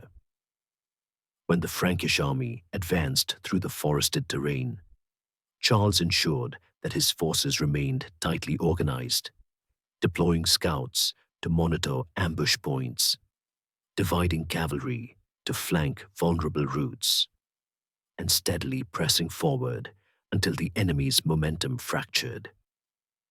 The initial campaign achieved rapid success. Charles reached the heartland of the Saxon insurgency, capturing the Irminsul, a sacred pillar that symbolized their spiritual identity, and ordering its destruction, an act that stunned the Saxons both culturally and psychologically. While modern eyes might question the severity of such symbolism, in the 8th century imagination, its impact was profound, for it communicated that resistance would carry not only material consequences, but a deep assault upon the foundations of Saxon autonomy. And yet, even as Charles's victory resonated across the realm, he understood that this would not be the final blow. The Saxons were not a unified kingdom easily subjugated. They were a constellation of tribes whose loyalty shifted between local leaders, and each defeat, however decisive, merely weakened but did not eliminate the capacity for renewed rebellion. Thus began one of the longest and most defining struggles of Charles's reign, the protracted Saxon Wars, a conflict spanning decades and testing not only his military ability but his endurance, strategic imagination, and capacity to wield both justice and mercy with the delicate calibration required for long-term pacification. In these early years of warfare, Charles laid the foundations of a multi-tiered strategy that blended force with integration. He established garrisons along critical routes, built fortifications to secure river crossings, and introduced administrative structures intended to tether the Saxon regions more closely to Frankish governance. At the same time, he encouraged missionary efforts, recognizing that conversion to Christianity, however gradual or resisted, offered a path toward cultural unification that mere conquest could not achieve. But each advance carried within it the seeds of renewed rebellion. In regions newly brought under Frankish control, resentment simmered beneath the surface, sometimes flaring into sudden uprisings that forced Charles to retrace his steps with frustrating regularity. These reversals tested not only his patience, but his deeper understanding of warfare, for he learned quickly that sustainable victory required more than overwhelming force. It demanded the cultivation of stability, the negotiation of oaths, and the careful placement of local leaders who could be relied upon to maintain the peace. His commanders, drawn from among the Frankish aristocracy, often pushed for harsher measures, but Charles, though capable of severity, preferred to analyze each situation before acting, gauging the morale of his troops, the temperament of his adversaries, and the potential consequences of excessive brutality. One such moment of recalibration occurred after a Frankish detachment was ambushed near the Weser, a setback that exposed gaps in Charles's frontier surveillance. Rather than react with immediate retaliation, he paused long enough to examine what had gone awry, whether discipline had faltered, intelligence had failed, or the terrain had been underestimated, and then adjusted his strategy accordingly. He reorganized scouting parties, tightened communication between units, and ensured that subsequent movements through the region incorporated far greater coordination. In doing so, he demonstrated an adaptability that would become one of the cornerstones of his military success. The recognition that even victory required constant refinement, and that every defeat, however small, contained essential lessons that could be transformed into future strength. Throughout these years, the Saxon conflict also served as a crucible for shaping Charles's political authority. Each successful campaign reinforced his legitimacy in the eyes of the Frankish nobility, who valued rulers capable of defending and expanding the realm. Bishops, witnessing the destruction of pagan sanctuaries and the spread of missionary activity, increasingly portrayed Charles as a divinely appointed defender of Christendom, a narrative that both supported and complicated his responsibilities. For while the Church's endorsement strengthened his authority, it also intensified the ideological dimension of the conflict, framing it not merely as a struggle between peoples, but as a cosmic battle between faith and paganism. This framing, though powerful, introduced new pressures, for it increased expectations that Charles deliver not only military success, but spiritual transformation, a task far more complex and enduring. Meanwhile, the people of the Frankish heartland watched the unfolding conflict with a mixture of admiration and anxiety. They admired the king's vigor, his constant presence on campaign, his willingness to endure the same hardships as his soldiers. They felt pride when news of victory arrived, their confidence in the Carolingian order renewed with each conquest. Yet they also felt the strain of constant mobilization, for Frankish warfare required the participation of free men whose absence from their lands represented a heavy sacrifice. Charles understood this burden intimately, and he began experimenting with adjustments to military organization, staggered levies, improved supply routes, and more efficient logistical planning to reduce the economic strain on his subjects. These early reforms, though modest, foreshadowed the larger structural innovations he would later implement as emperor. By the end of this early phase of the Saxon conflict, Charles had achieved a series of victories that demonstrated his ability to lead decisively, adapt intelligently, and assert authority across a volatile frontier. Yet, he also recognized that the conflict was far from resolved. The Saxons, fiercely independent and deeply rooted in their ancestral traditions, would not yield easily, and Charles's ambitions, already expanding in scope as he contemplated the future of his kingdom, would eventually draw him into still greater challenges beyond Saxony.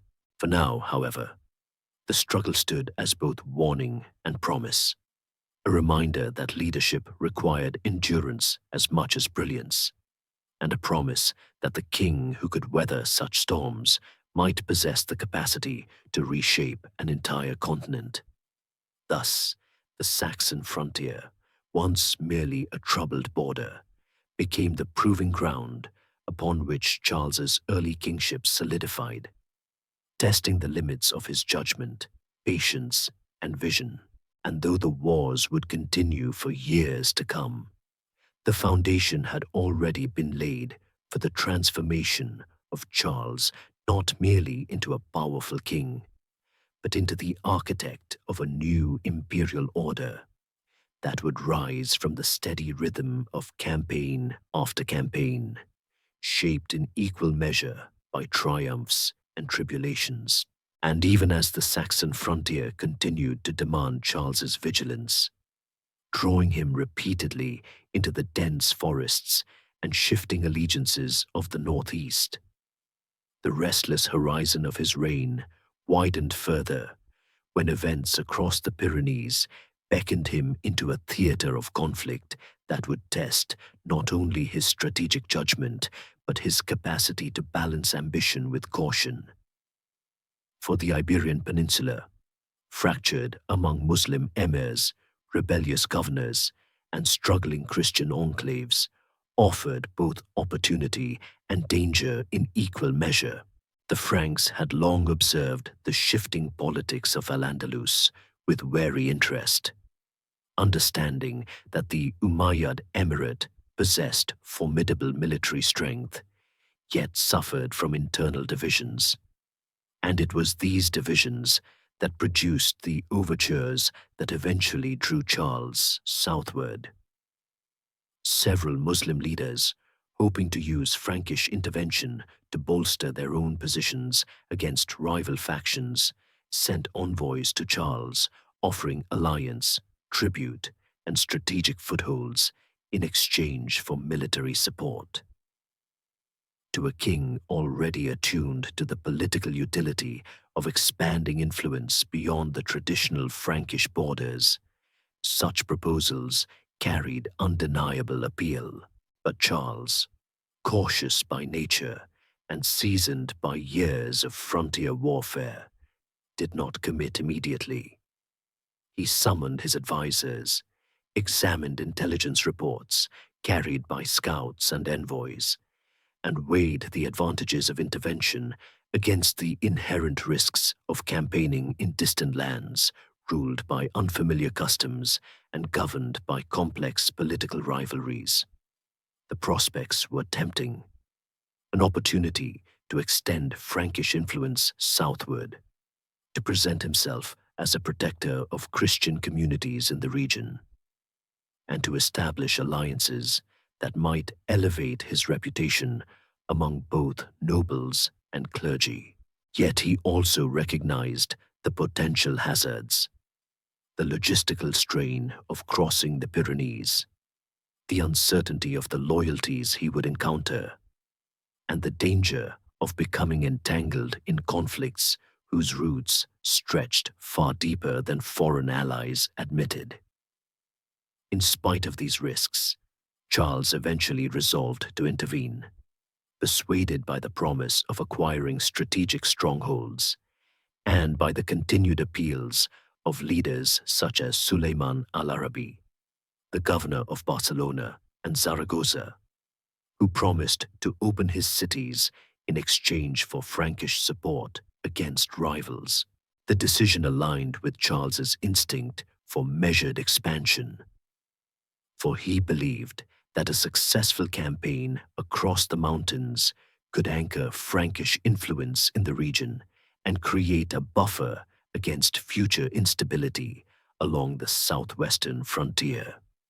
And so, with characteristic thoroughness, he organized a two-pronged campaign, one force advancing through Septimania, the other following a more northerly route toward the Basque territories. This division reflected his desire to project strength across multiple fronts while maintaining the flexibility necessary to respond to unforeseen challenges. The march into the peninsula began with promising success. Frankish forces advanced into key territories, securing pledges of submission and receiving hostages to guarantee cooperation. The visible presence of Charles, a king who traveled with his armies, enduring the same hardships as his soldiers, boosted morale and heightened the sense of momentum. Yet beneath this initial progress lay currents of uncertainty. The alliances Charles entered were fragile, built upon shifting loyalties and mutual mistrust among regional powers. Moreover, the deeper his forces penetrated into the peninsula, the more complex the political terrain became. For many local leaders who had invited Frankish intervention now hesitated to fulfill their agreements, either fearing reprisals from rival factions or reassessing the consequences of allowing a powerful foreign army to enter their cities. This tension crystallized at Zaragoza, where the expected handover failed to materialize. Suleiman al-Arabi, once an eager supporter of Frankish aid, now found himself constrained by local resistance and the competing authority of other factions. He stalled negotiations, offered evasive explanations, and attempted to balance the conflicting demands pressing upon him. Charles, frustrated by this sudden shift, recognized that his position had weakened. To siege Zaragoza risked overextension. To withdraw without gain risked humiliation. He weighed the possibilities with deliberation, seeking to salvage both strategic advantage and political credibility.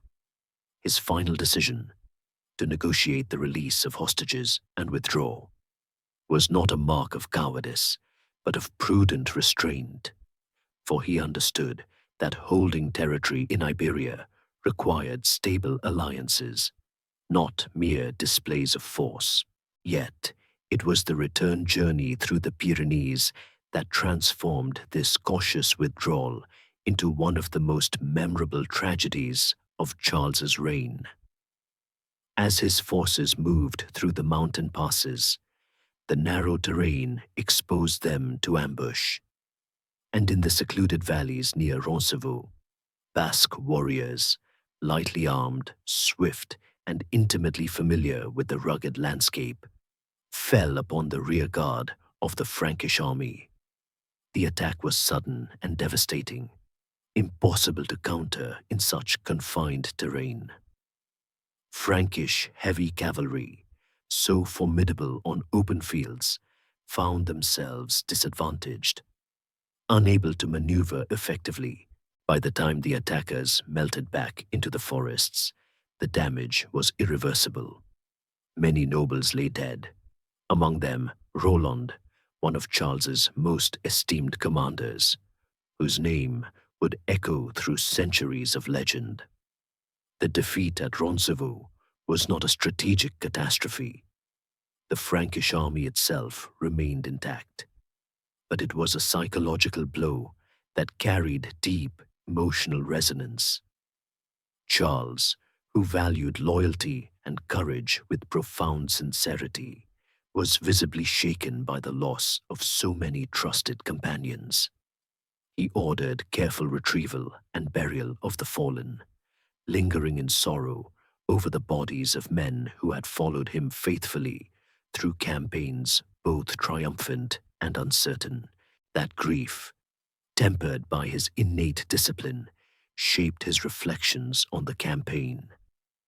He saw more clearly than ever the limits of military power in unfamiliar terrain, the dangers of over-reliance on shifting alliances, and the necessity of balancing ambition with a sober awareness of context.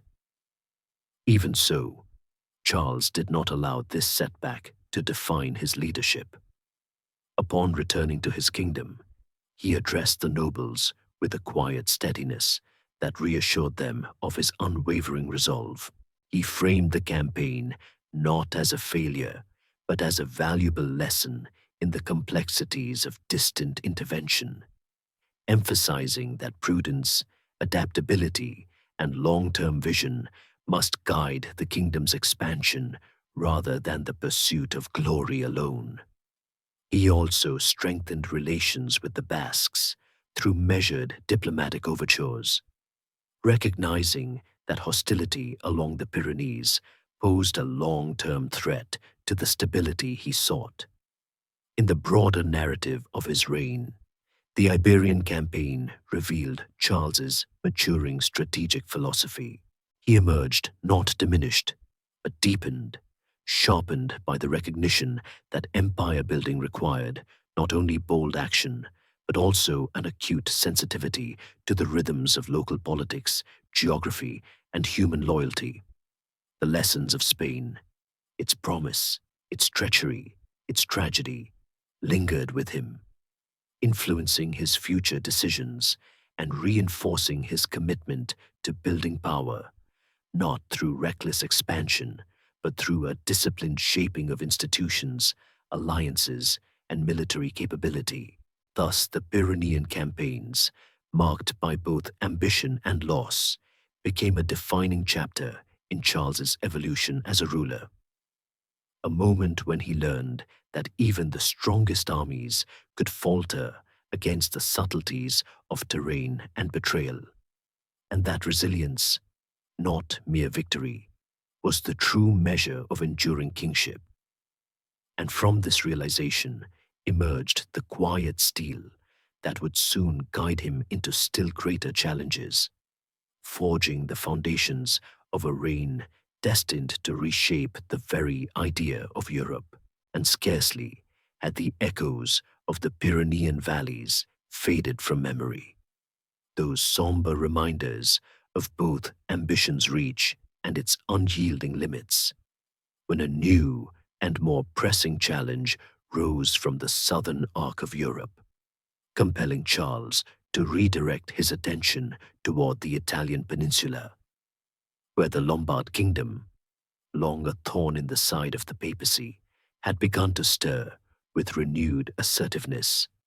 For years, the Church in Rome had relied on Frankish protection, first under Pepin and then under Charles, and this alliance, forged from a mixture of spiritual partnership and geopolitical necessity, had become one of the central pillars of Frankish legitimacy. Yet the Lombards, under King Desiderius, threatened this fragile equilibrium by encroaching upon papal territories, pressing aggressively against the duchies of Spoleto and Benevento, and refusing to acknowledge agreements previously brokered under Pepin's reign. As tensions escalated, Pope Hadrian IV dispatched urgent appeals northward, invoking the sacred promises of Charles's father and urging Charles to act as protector of the Church. Charles approached the matter with a measured gravity, shaped by both personal conviction and political calculation. The alliance with the papacy was far more than a diplomatic arrangement. It was a cornerstone of his emerging vision of Christian kingship, a mutually reinforcing structure in which secular power supported spiritual authority and spiritual authority legitimized secular rule. To ignore the Pope's pleas, therefore, would not only undermine Frankish influence in Italy, but also erode the sacred framework that underpinned the Carolingian claim to divine favor. Yet, Charles did not act impulsively. He considered the broader implications. An Italian campaign would require extensive resources, careful coordination, and the willingness to confront a kingdom known for its resilient defenses and mountainous terrain. Moreover, Desiderius had given refuge to the widow and sons of Carloman, hoping to use them as pawns to challenge Charles's legitimacy. This provocation, subtle but unmistakable, transformed the conflict from a matter of papal protection into a direct challenge to the stability of Charles's rule. Thus resolved, Charles summoned his nobles and announced the campaign. His preparations reflected the disciplined, strategic approach that had begun to define his leadership. He assembled infantry and cavalry from across his territories, secured supply lines through Burgundy, and coordinated with regional leaders to ensure that reinforcements could follow if needed. The army traveled in two wings, one through the Mont Cenis Pass, the other through the Great Saint Bernard, an approach designed to outmaneuver the Lombards and avoid allowing them to concentrate their defenses in a single mountain corridor.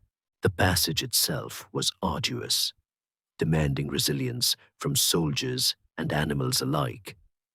But Charles's presence at the front infused the campaign with a sense of determined confidence, for he endured the same hardships as his men, sharing their meals, encouraging them in moments of fatigue, and reinforcing the discipline that had become the hallmark of his command.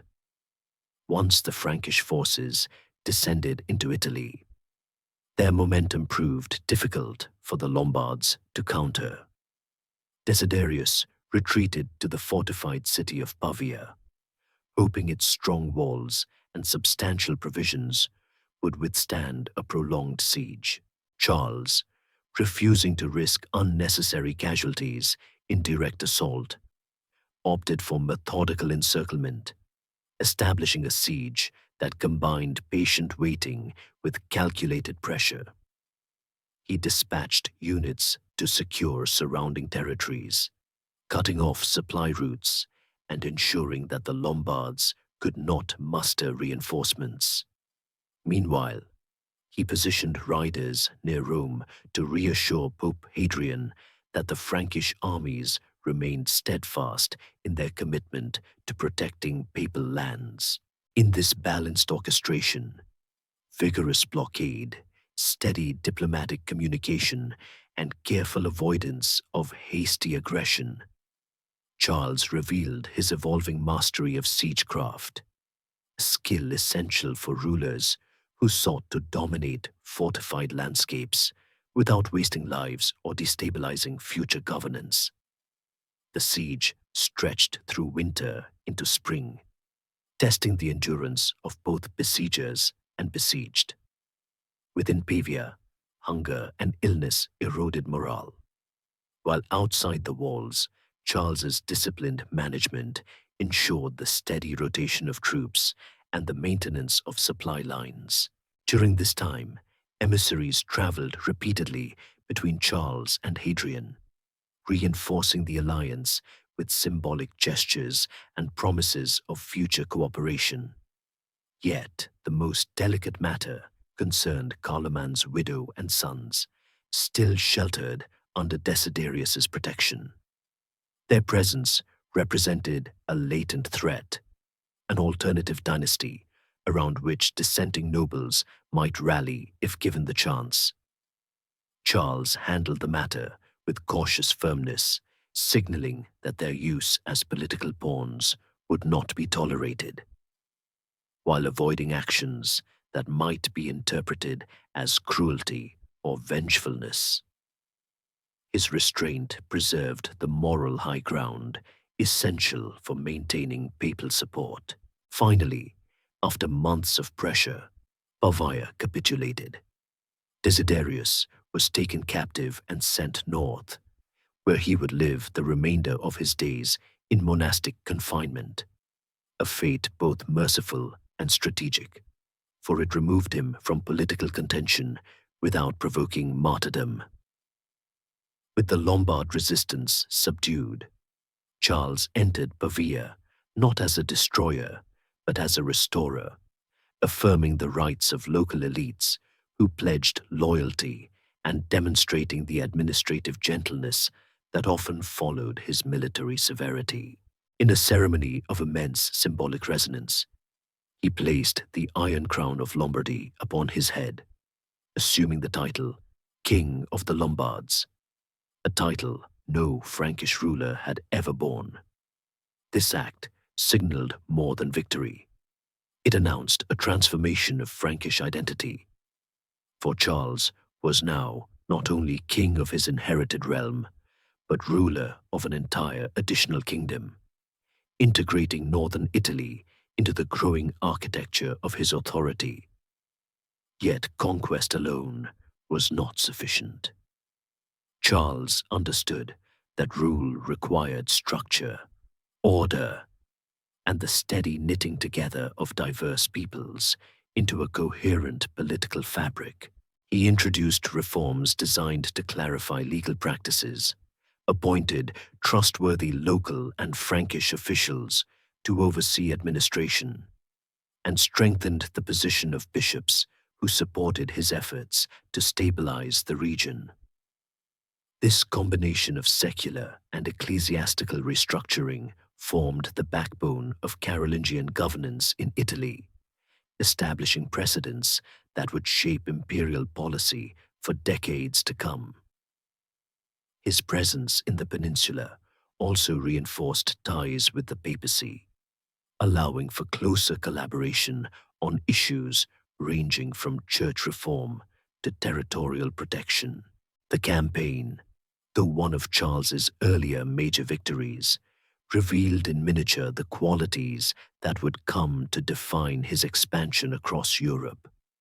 The ability to integrate military action with political foresight, the discipline to avoid reckless aggression, and the instinct to transform conquered lands not into tributary zones of exploitation, but into stable components of a larger political vision. By taking the Lombard crown, Charles did more than eliminate a long-standing threat to the papacy.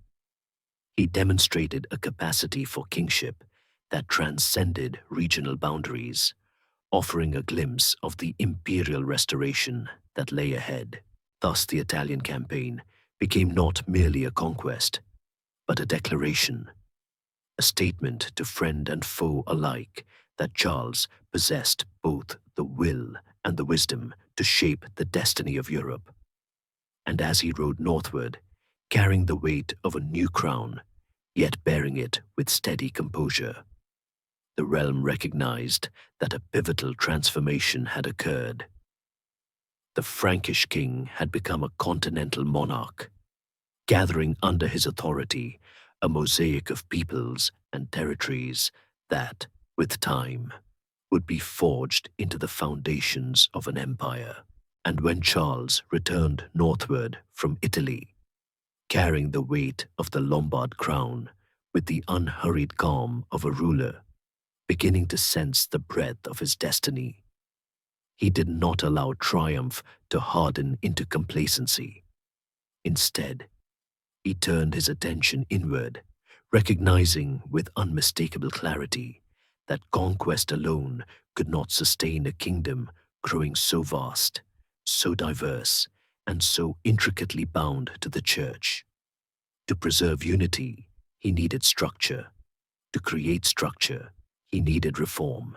And so began one of the most subtle yet transformative phases of his reign: the deliberate reshaping of governance, law, and administrative practice across the Frankish Lombard dominion.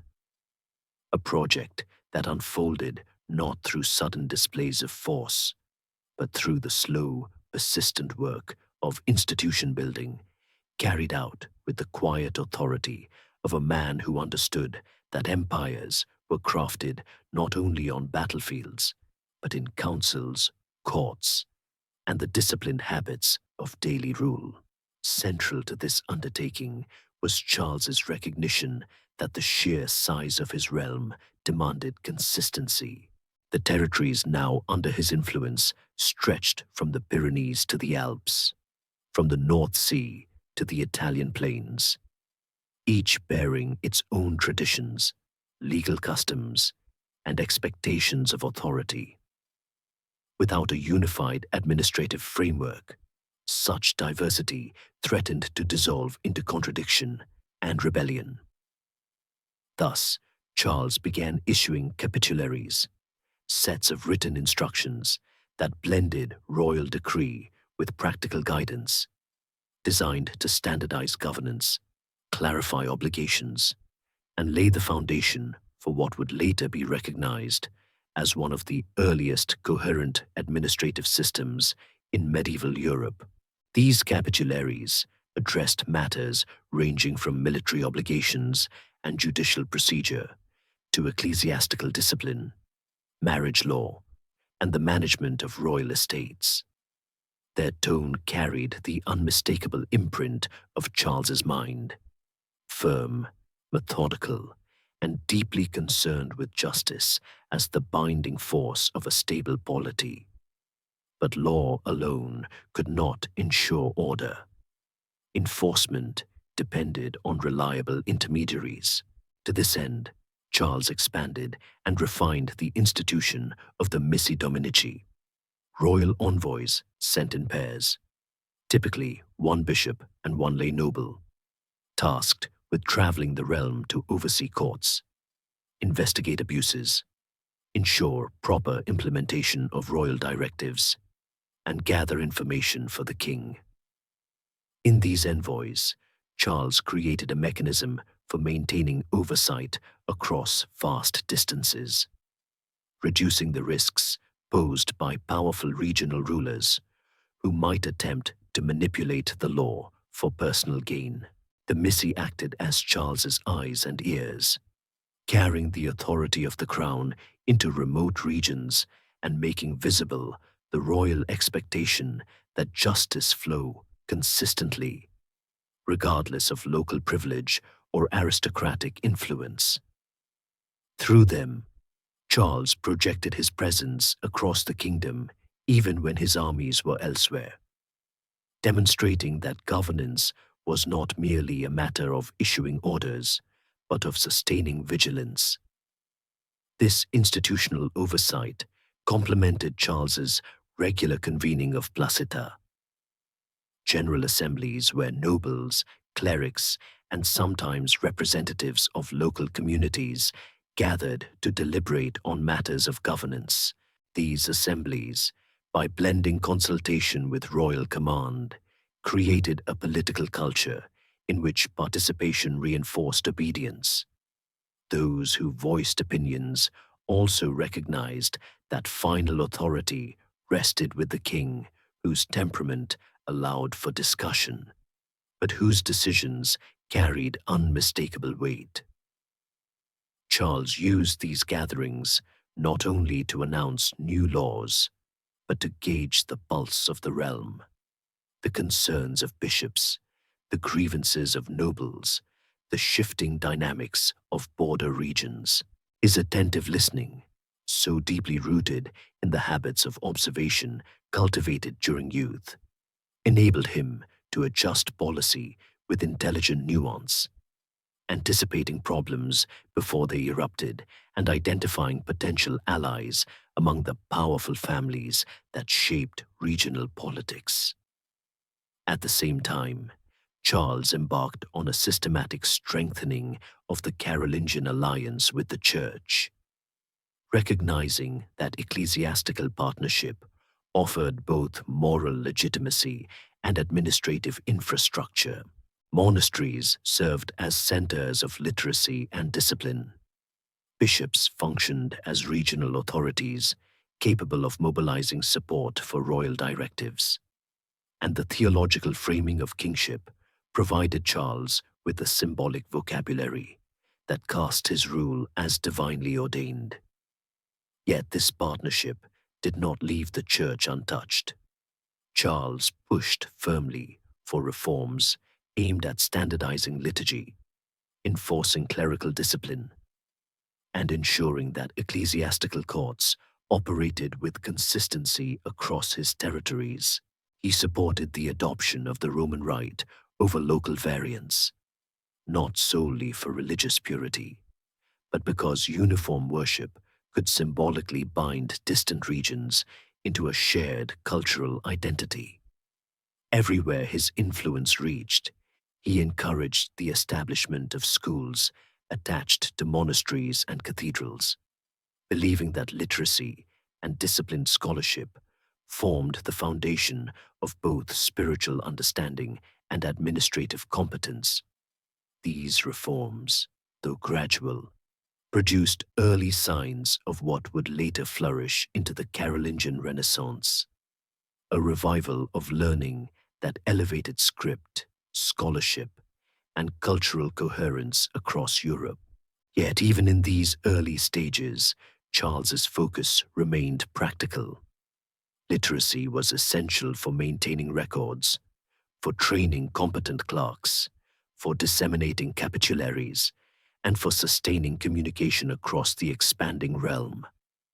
His reforms therefore blended pragmatic governance with spiritual aspiration, weaving together law, religion, and culture into a framework capable of supporting an emerging empire.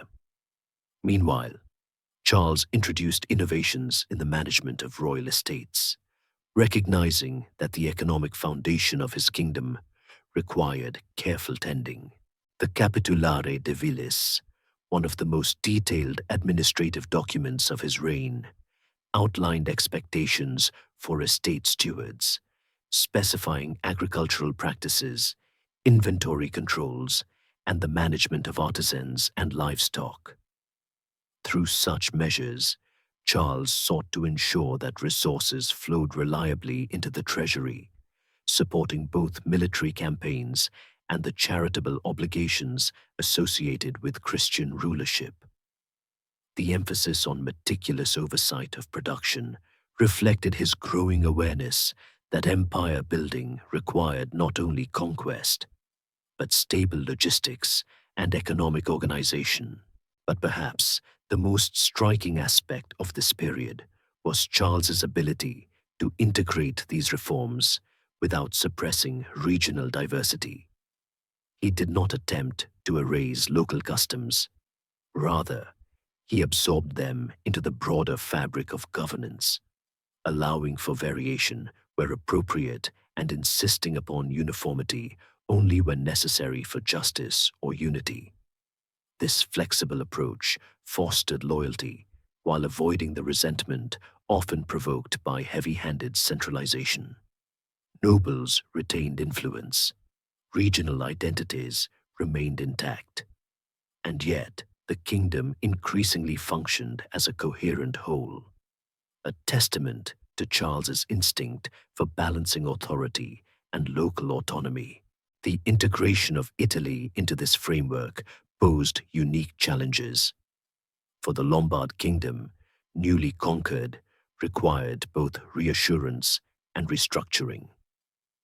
Charles retained certain Lombard institutions to avoid destabilizing his new subjects, while simultaneously introducing Frankish legal norms and ensuring that Lombard dukes pledged direct loyalty.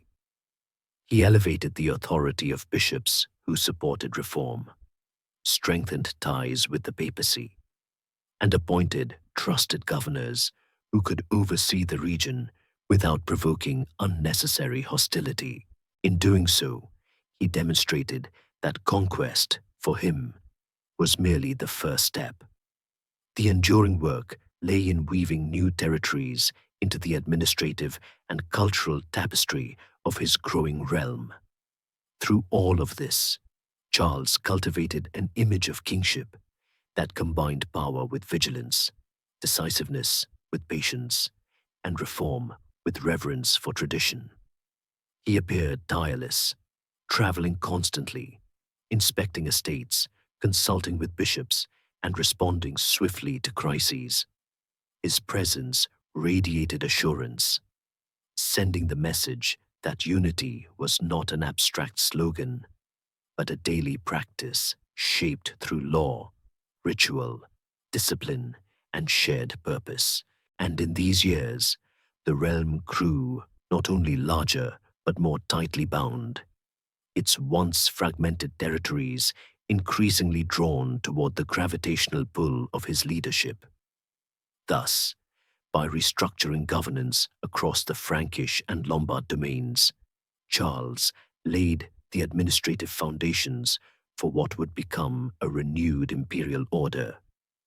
His reforms did not merely support his authority, they envisioned a future in which stability, justice, and Christian identity converged across a vast landscape, transforming the kingdom from a loose confederation of tribes and regions into a coherent political organism.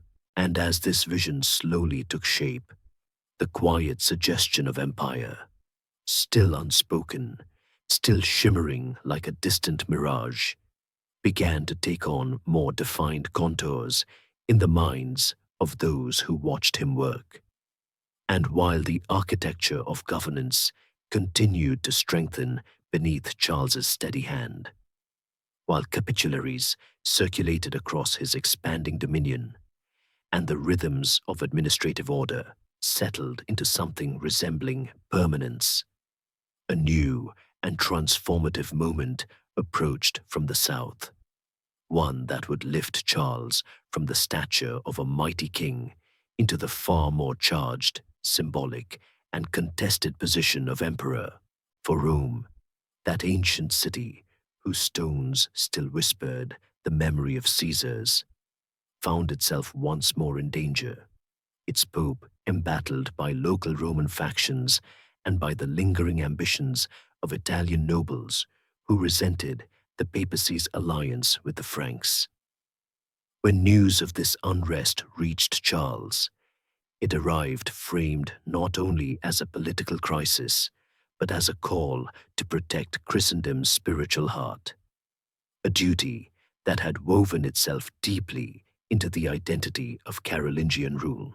Thus, as he prepared to journey south in 799 to address the turmoil engulfing Pope Leo III, Charles sensed that he was stepping into an arena where history, religion, and power converged with rare and unpredictable force. Pope Leo, accused by Roman enemies of misconduct and physically assaulted in the streets, fled north, where he sought refuge in Charles's protection. When the two met, chroniclers describe the encounter with solemn reverence. Leo, humiliated and trembling, placing himself entirely under the king's guardianship. Charles, calm and deliberate, offering reassurance with a quiet dignity that conveyed both compassion and unshakable authority. Yet beneath this ceremonial encounter, lay complex political calculations. Leo's survival depended on Frankish support. Charles's legitimacy as protector of the church depended on Leo's goodwill. And Rome itself, though no longer the center of imperial administration, remained the symbolic fulcrum of Christian identity. Each step Charles took from this moment onward carried implications that reached far beyond the immediate crisis, seeding the possibility of a renewed empire in the European imagination. Charles accompanied Leo back to Rome, determined to restore order through a mixture of firm oversight and ritual affirmation. The city, still haunted by its ancient grandeur, received him with awe, tinged by tension, for the Romans understood that a king who marched unchallenged into their streets carried authority surpassing that of any foreign ruler in centuries. Charles convened councils, questioned witnesses, and ensured that Leo underwent a formal process of clearing his name, thereby reinforcing both legal procedure and spiritual dignity. The spectacle served dual purposes. It vindicated the Pope in the eyes of his opponents, and it demonstrated Charles's capacity to adjudicate disputes at the highest levels of Christendom. Yet even as these proceedings unfolded, a deeper question flickered beneath the surface. What, precisely, was the nature of Charles's authority in Rome? Was he merely protector, or something more? The answer came on Christmas Day of the year 800, in the soft glow of candles illuminating the Basilica of St. Peter. The air inside was thick with incense and anticipation. Charles, kneeling before the tomb of the apostle, entered the sacred space as a king. But when he rose, he did so beneath a crown placed upon his head by the Pope, a crown accompanied by acclamations that echoed through the ancient basilica. To Charles Augustus, crowned by God, great and pacific emperor of the Romans, life and victory. The moment, according to later accounts, startled Charles, who reportedly had not expected the gesture, or at least had not wished it to appear as though he sought imperial power for himself. Whether this reaction was genuine or a political posture remains debated, but its effect was unmistakable. Europe, fragmented for centuries since the fall of Rome, found itself confronted with the rebirth of imperial authority, embodied not by a Byzantine sovereign in Constantinople, but by a Frankish king whose realm spread across vast stretches of the continent. The coronation reconfigured the political landscape instantly and irrevocably. For Charles, the title of emperor offered both opportunity and complexity. It elevated his authority above other kings, positioning him as the secular head of Western Christendom and as the counterpart, if not rival, to the Byzantine emperor. Yet it also deepened his responsibilities, binding him to the spiritual well-being of the church and placing upon him the burden of embodying an ideal of governance rooted in Roman legacy and Christian virtue. The coronation reframed his previous reforms in a new light. The administrative coherence he had cultivated now served imperial unity. His educational initiatives now aligned with the preservation of imperial culture. His legal system, once merely Frankish, now took on a Roman cast, echoing ancient principles even as it responded to the needs of contemporary Europe. Beyond Charles himself, the coronation generated ripples of uncertain meaning across the realm. Nobles wondered whether imperial authority would curtail their regional autonomy or elevate their own prestige as part of a grander political organism. Bishops interpreted the event as a divine affirmation of the Carolingian mission, intensifying their support for educational and liturgical reform. Common people, hearing reports of the event from traveling clergy and wandering merchants, absorbed the symbolic message that their king now stood at the center of a renewed world, one in which the boundaries of Christendom might expand, stabilize, or flourish under his steady hand. And throughout Europe, the act sparked questions about sovereignty, the nature of Christian rulership, and the tension between divine sanction and political necessity. Yet the coronation also awakened diplomatic complexity. The Byzantine Empire, still considering itself the true continuation of Rome, viewed the Frankish coronation with suspicion, interpreting it as a challenge to imperial exclusivity. Envoys traveled between Aachen and Constantinople, negotiating terminology and titles in tense exchanges that revealed the delicate interplay between symbolic authority and geopolitical influence. Charles navigated these diplomatic waters with the same patient composure he brought to military campaigns, avoiding open conflict while gradually asserting the legitimacy of his newfound imperial identity.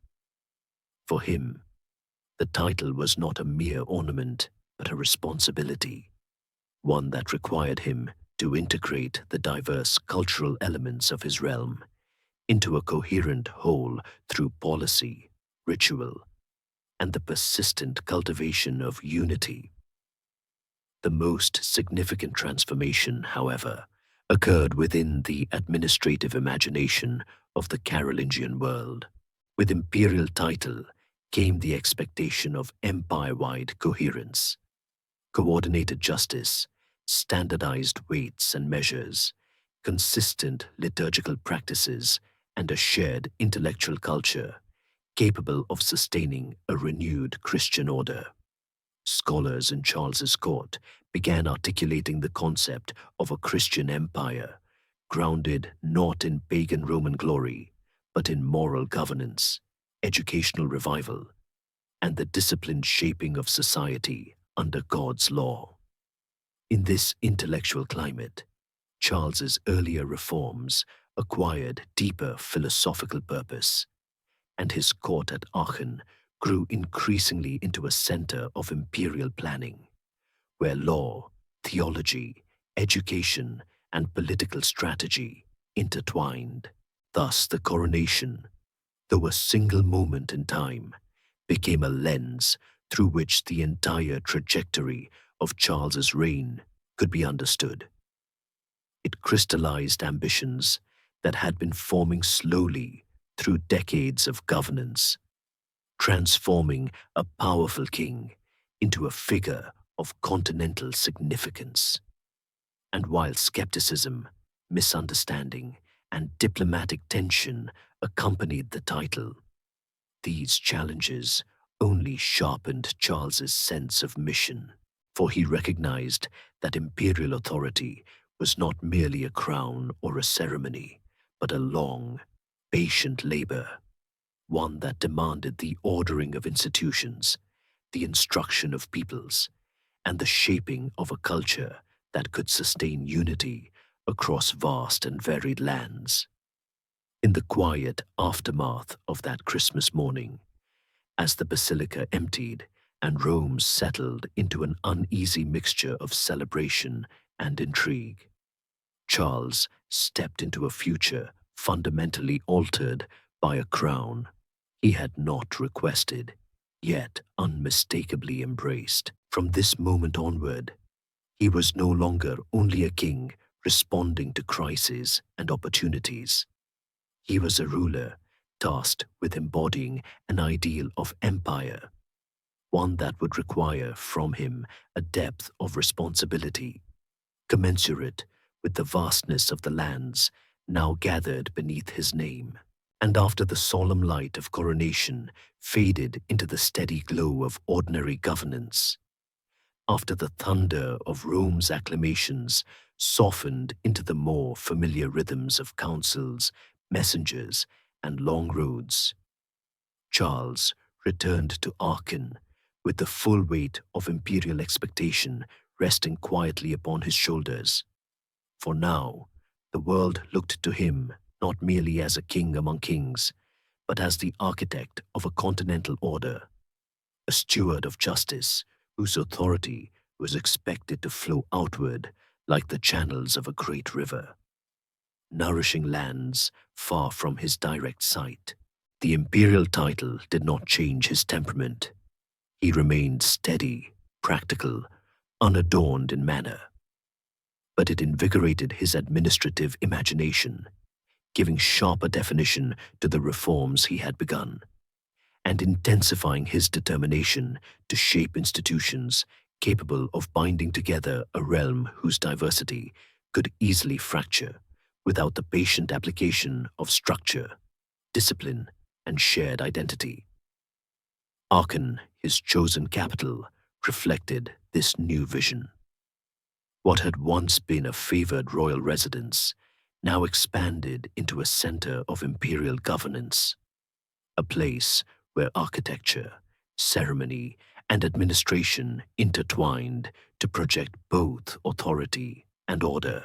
The palace complex grew in size and grandeur, anchored by the chapel, whose octagonal brilliance, inspired by Byzantine design yet shaped by Frankish hands, symbolized the merging of old Roman ideals with the emerging Christian empire. Within its walls, Charles convened assemblies, received ambassadors from distant courts, and supervised the constant flow of administrative work that defined imperial rule. The air around Aachen vibrated with purposeful energy, scribes copying capitularies, clerics preparing liturgical texts, scholars debating language and law, administrators sorting petitions from distant counties and marches. It was a place where ideas converged as readily as armies once had. And through these convergences, the machinery of empire acquired direction. At the heart of this machinery lay the Missi Dominici, whose responsibilities expanded under Charles's imperial mandate. No longer merely royal envoys overseeing local governance, they became the connective tissue that ensured imperial policy reached into even the most remote regions. Their circuits, often encompassing hundreds of miles, demanded stamina, fairness, and incorruptibility. They inspected courts, corrected abuses, enforced capitularies, and gathered information about everything from tax disputes to ecclesiastical negligence. The reports they carried back to Aachen became Charles's window into the condition of the realm, enabling him to address emerging issues before they hardened into rebellion or systemic decay. The mere presence of the Missi communicated imperial oversight, reminding nobles and bishops that their authority existed within a framework larger than personal ambition. Yet Charles also understood that administration alone could not unify the empire. Cultural coherence, rooted in shared learning, liturgy, and script, was equally essential. Thus, he deepened his commitment to educational reform, embracing the conviction that literacy and disciplined scholarship formed the backbone of stable governance. He expanded palace schools and encouraged the founding of new ones at cathedral centers, drawing instructors from across the continent. Alcuin of York, one of the era's great intellectuals, became a central figure in these efforts, guiding the development of curricula that emphasized grammar, rhetoric, logic, scripture, and the careful copying of texts. Under his influence, a new standardized script, Carolingian minuscule, emerged, more legible and uniform than earlier styles, and destined to preserve knowledge across centuries with a clarity that would later astonish Renaissance scholars, discovering its elegance in monastic libraries. Such reforms were not merely academic. Charles viewed learning as a form of governance, a means by which administrators, clergy, and even lay elites could participate more effectively in the imperial project. Literacy enabled clearer legal records, more accurate communication, and more consistent ecclesiastical practice. It also nurtured a sense of shared identity. For a kingdom that read the same liturgy, used the same script, and learned from the same texts, could imagine itself not as a collection of regions, but as a unified Christian people. In this way, Charles's educational program served both spiritual and political purpose, laying the intellectual foundations for an empire whose unity would be as much cultural as territorial. Meanwhile, Charles's judicial reforms continued with equal vigor. He emphasized the centrality of law as a stabilizing force, insisting that justice must apply not only to commoners, but to nobles and clerics as well. He sought to harmonize Frankish, Lombard, and other regional legal traditions, not by erasing local custom, but by integrating them within a coherent framework that reflected both Roman influence and Christian moral principles. Courts were instructed to record proceedings more diligently. Punishments became more standardized, and appeals to royal judgment increased as subjects recognized that imperial authority offered recourse against local abuses. Charles himself presided over cases during major assemblies, listening with quiet intensity, weighing arguments, and rendering decisions that reflected both legal precedent and his deep personal concern for fairness. His presence in these judgments reinforced the idea that the emperor was the ultimate guardian of justice, a role that strengthened loyalty across social classes. Diplomatically, the imperial title required Charles to manage relationships with foreign powers with heightened subtlety. The Byzantine Empire, wary of Frankish claims to Roman inheritance, engaged in tense negotiations over titles and territorial claims. Charles navigated these exchanges with care, avoiding open conflict while asserting his legitimacy as emperor in the West. Treaties with the Avars, Slavs, and Danes required equal delicacy, balancing tribute, threat, and alliance in relationships shaped by shifting power dynamics. Aachen became a crossroads of envoys, Italians bearing gifts, Slavic chieftains seeking terms, Caliphate emissaries offering exotic textiles and animals in gestures of cautious diplomacy. Charles received them all with stately composure, recognizing that the presence of ambassadors from distant lands enhanced the prestige of his court and reinforced the perception of the empire as a focal point of European power. Maintaining unity across such sprawling territories required constant motion, and Charles embodied this necessity with remarkable stamina. He traveled extensively, not merely as a symbolic gesture, but as a practical tool of governance. His journeys allowed him to inspect infrastructure, settle disputes personally, ensure military readiness, and reassure distant regions that imperial authority remained attentive. When he visited monasteries, he questioned abbots about discipline and education. When he inspected borders, he assessed fortifications and drilled troops. When he held assemblies in various parts of the empire, he demonstrated that governance was not centered solely in Aachen, but throughout the lands entrusted to him. His physical presence, towering and resolute, became a kind of living anchor that steadied the realm. And yet, amid all this movement, Charles maintained an inner steadiness that shaped his leadership more profoundly than any outward display. He understood that an empire could not survive on conquest alone. It required habits, systems, and a shared sense of purpose.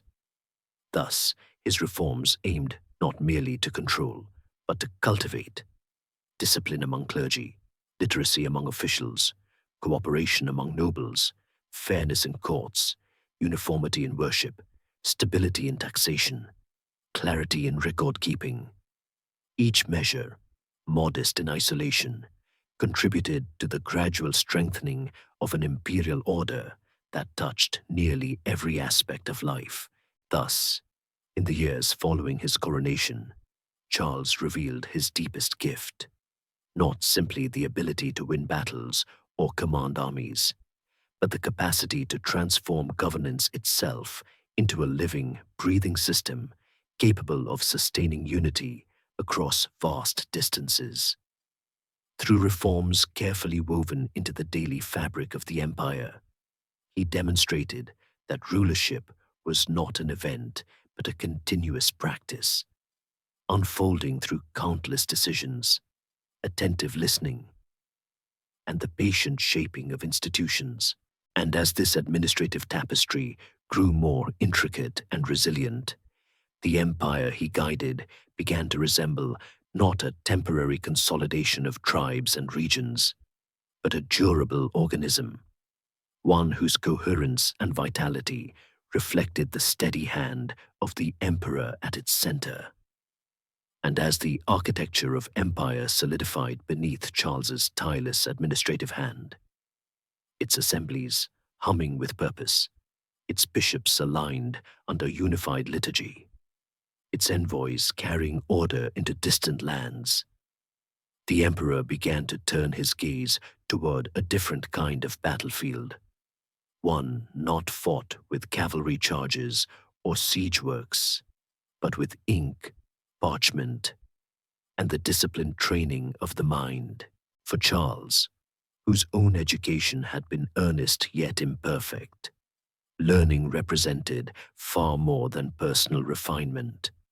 It was the scaffolding upon which the entire imperial project depended. Without a literate clergy, capitularies could not be implemented consistently. Without educated administrators, laws could not be recorded or understood. Without schools, monasteries risked drifting into disorder or superstition. Thus, Charles embraced the idea of learning not as ornament but as statecraft. And in doing so, he ignited a cultural revival whose influence would ripple through centuries. Among the earliest and most important steps in this revival was his cultivation of a scholarly circle at Aachen, drawing learned men from across Christendom to assist in reforming education, correcting texts, and shaping a coherent intellectual identity for the empire. At the heart of this circle stood Alcuin of York, whose gentle rigor and luminous intellect complemented Charles's disciplined vision perfectly. Alcuin, invited by Charles after a chance encounter in Italy, soon became the emperor's trusted advisor on matters of learning, liturgy, and moral governance. His presence at court transformed Aachen into a beacon of scholarship, where clerics debated grammar and theology under the same roof, where generals planned military campaigns. In the blending of these worlds, Charles created a model of rulership that elevated the mind without diminishing the sword, imagining an empire in which intellectual order fortified political stability. Through Alcuin's guidance, Charles established palace schools whose purpose extended beyond training clerics. These schools were designed to shape administrators, judges, and advisors capable of supporting imperial governance with clarity and precision. Students studied not only scripture, but also grammar, rhetoric, arithmetic, and astronomy. For Charles believed that disciplined thought supported disciplined rule. He encouraged teachers to cultivate accuracy in writing, coherence in argument, and moral understanding in interpretation. The emperor himself, though still imperfect in writing Latin, participated in these studies with earnest curiosity, often quizzing scholars on definitions or requesting explanations of difficult passages. His presence in the classroom carried symbolic weight. It signaled that learning was not the domain of children or monks, but a lifelong pursuit essential to lay alongside these educational reforms.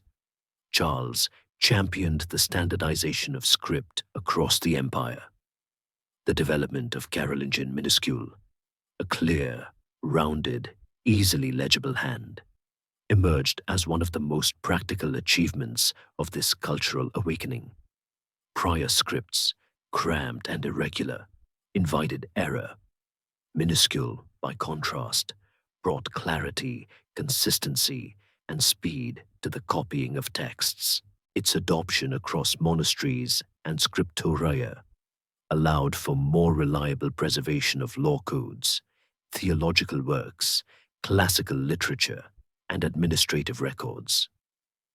In this way, a seemingly technical reform reshaped the intellectual infrastructure of Europe, enabling knowledge to flow with greater precision across generations.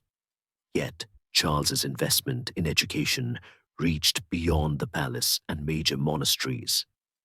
He instructed bishops and abbots to establish schools in their dioceses, ensuring that even remote regions possessed centers of learning capable of training clergy and teaching boys the fundamentals of reading and Christian doctrine. These schools, though varied in quality, contributed to a gradual rise in literacy that supported the functioning of justice, record-keeping, and liturgical uniformity. Charles also insisted that monastic communities adhere more faithfully to the rule of Saint Benedict, whose emphasis on discipline, humility, and orderly life aligned seamlessly with the emperor's broader administrative ethos.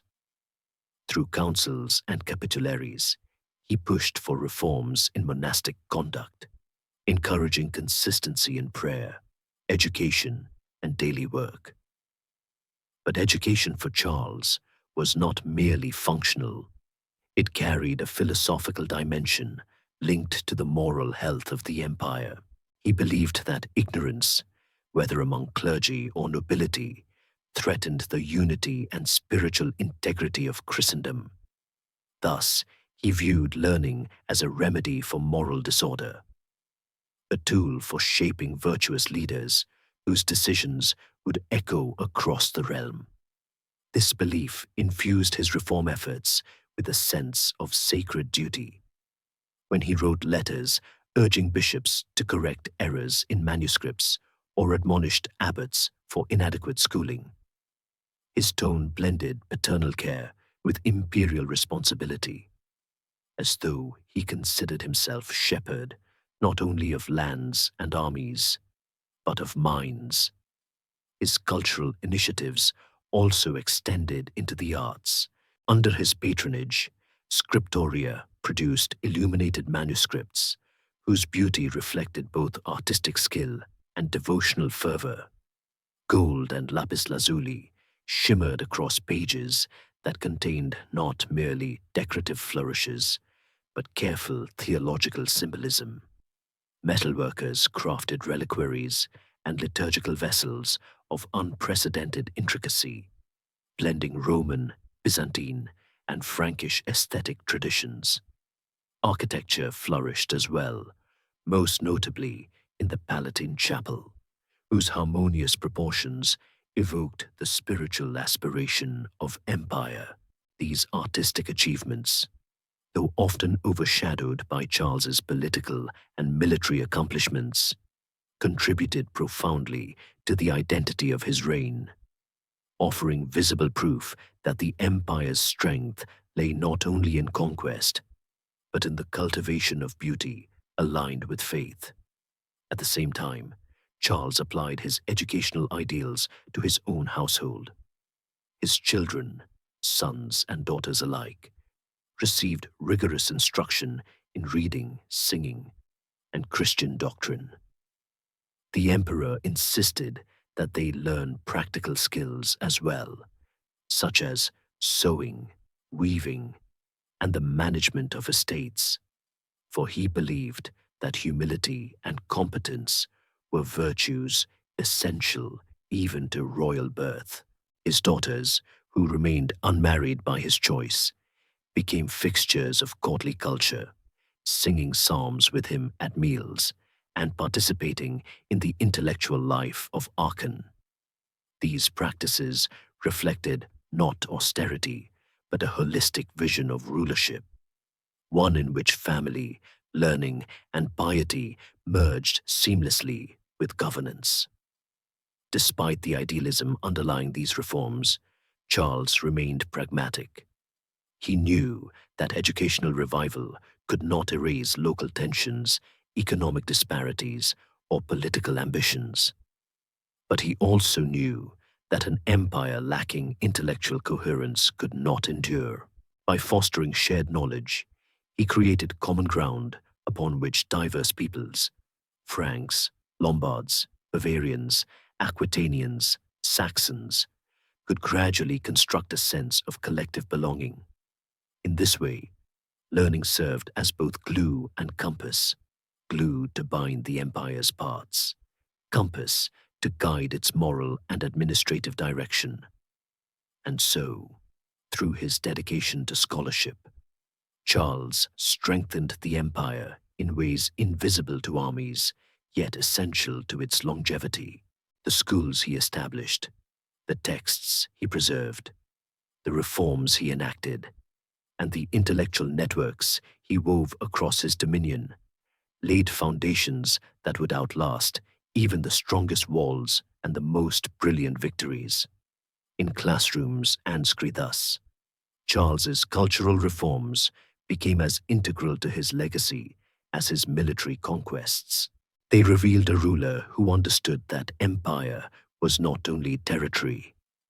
And while the halls of Aachen hummed with scholarly vigor, and the empire's administrative machinery grew ever more refined beneath Charles's steady guidance, the long shadow of the Saxon frontier continued to stretch across the northern horizon, a relentless reminder that some regions resisted the gravitational pull of imperial order, with a stubbornness born not of political ambition, but of cultural conviction.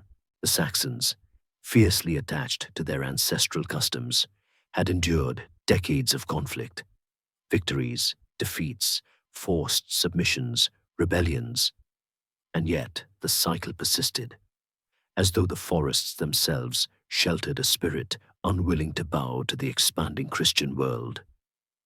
For Charles, now emperor and guardian of a realm that stretched from the Atlantic to the Carpathians, the unfinished business in Saxony represented both a practical challenge and a moral imperative, for unity could not flourish while such a vast frontier remained unstable, unpredictable, and spiritually divided. The latest uprising erupted with unsettling speed after earlier campaigns had produced temporary calm. New resistance gathered around charismatic leaders who inspired local tribes to defy Frankish authority once more. The most formidable among them was Widukind, a Saxon noble whose ability to mobilize disparate clans into coordinated rebellion posed a serious threat to the fragile peace Charles had labored to impose. Widukind, elusive and strategically astute, mastered the use of guerrilla tactics, ambushing supply lines, attacking isolated garrisons, and dispersing into forests before Frankish forces could counterstrike. His movements frustrated Charles, not because they suggested cowardice, but because they reflected a profound understanding of Saxon terrain and the limitations of Frankish heavy cavalry in such conditions. Charles responded with characteristic decisiveness, gathering levies from across the empire and marching into Saxony with the disciplined calm of a ruler who understood that a swift, overwhelming display of force might deter future uprisings. His armies, fortified by logistical networks strengthened during earlier reforms, advanced methodically, seizing strategic sites, demanding hostages, and reasserting control over regions whose loyalty lingered only as long as Frankish presence remained visible. Yet Charles was not naive. He recognized that conquest achieved through fear alone would breed only further rebellion. Thus, he employed a dual strategy: uncompromising force against active resistance, paired with administrative integration and missionary support in regions willing to accept Frankish rule. Some moments, however, tested his patience and moral conviction in ways that still stir debate among historians. The massacre of Verdun, in which thousands of Saxons were executed after refusing to abandon rebellion, stands as one of the darkest episodes of the Saxon Wars. Whether the number is exaggerated or precisely recorded, the event reveals the ferocity of the conflict and the weight Charles felt as emperor responsible for creating unity at any cost. And while severe measures undoubtedly reflected the frustration of decades-long resistance, they also reveal the harsh reality of early medieval governance, where rebellion threatened not only political stability, but the very cohesion of an emerging Christian identity. Charles believed, rightly or wrongly, that peace required unquestionable submission, and in this belief he acted with the full gravity of imperial authority. But even in the aftermath of such severity, he returned to a strategy of integration. He summoned missionaries from Westphalia and beyond, encouraging them to build churches, teach doctrine, and cultivate trust among Saxon converts. These missionaries, brave and often deeply compassionate, worked in conditions of profound uncertainty, knowing that a single tribal dispute could undo months of progress. Yet their presence signaled that Charles' intentions extended beyond domination. He sought transformation, not mere compliance. He established bishoprics in conquered territories, appointed administrators familiar with both Frankish law and local custom, and ordered the construction of fortified towns that could serve as both defensive outposts and administrative centers. The transformation of Saxony, however, did not rest solely upon military victory or missionary zeal. It required the gradual reshaping of regional identity, a task Charles approached with a blend of firmness and pragmatic sensitivity. He introduced capitularies specific to Saxon territories, outlining expectations for legal procedure, taxation, land ownership, and ecclesiastical authority. These documents, though forceful, attempted to incorporate elements of Saxon tradition, demonstrating an understanding that governance required legitimacy, rooted not only in force, but in respectful adaptation. By weaving Saxon customs into the broader imperial fabric where possible, Charles minimized unnecessary friction while reinforcing the larger structure of unity. In time, Widukind, having evaded capture for years through alliances with Danish chieftains and masterful use of terrain, recognized that the tides of conflict had turned irrevocably. Charles's persistence, combined with the empire's growing administrative grip, made sustained resistance increasingly untenable. When Widukind finally came forward seeking negotiation, Charles received him not with humiliation, but with symbolic reconciliation. Widukind was baptized, with Charles himself standing as sponsor, a gesture that carried immense political and spiritual significance. By accepting the Christian faith, Widukind not only pledged loyalty, but also embraced the cultural transformation that Charles sought to instill across Saxony. This moment, blending ritual with diplomacy, marked a turning point. The resistance that had defined Saxon identity for generations now gave way to a new era of integration. With Widukind's submission, Charles intensified efforts to stabilize the frontier. He established marches, border territories governed by military officials, empowered to defend against raids and maintain order.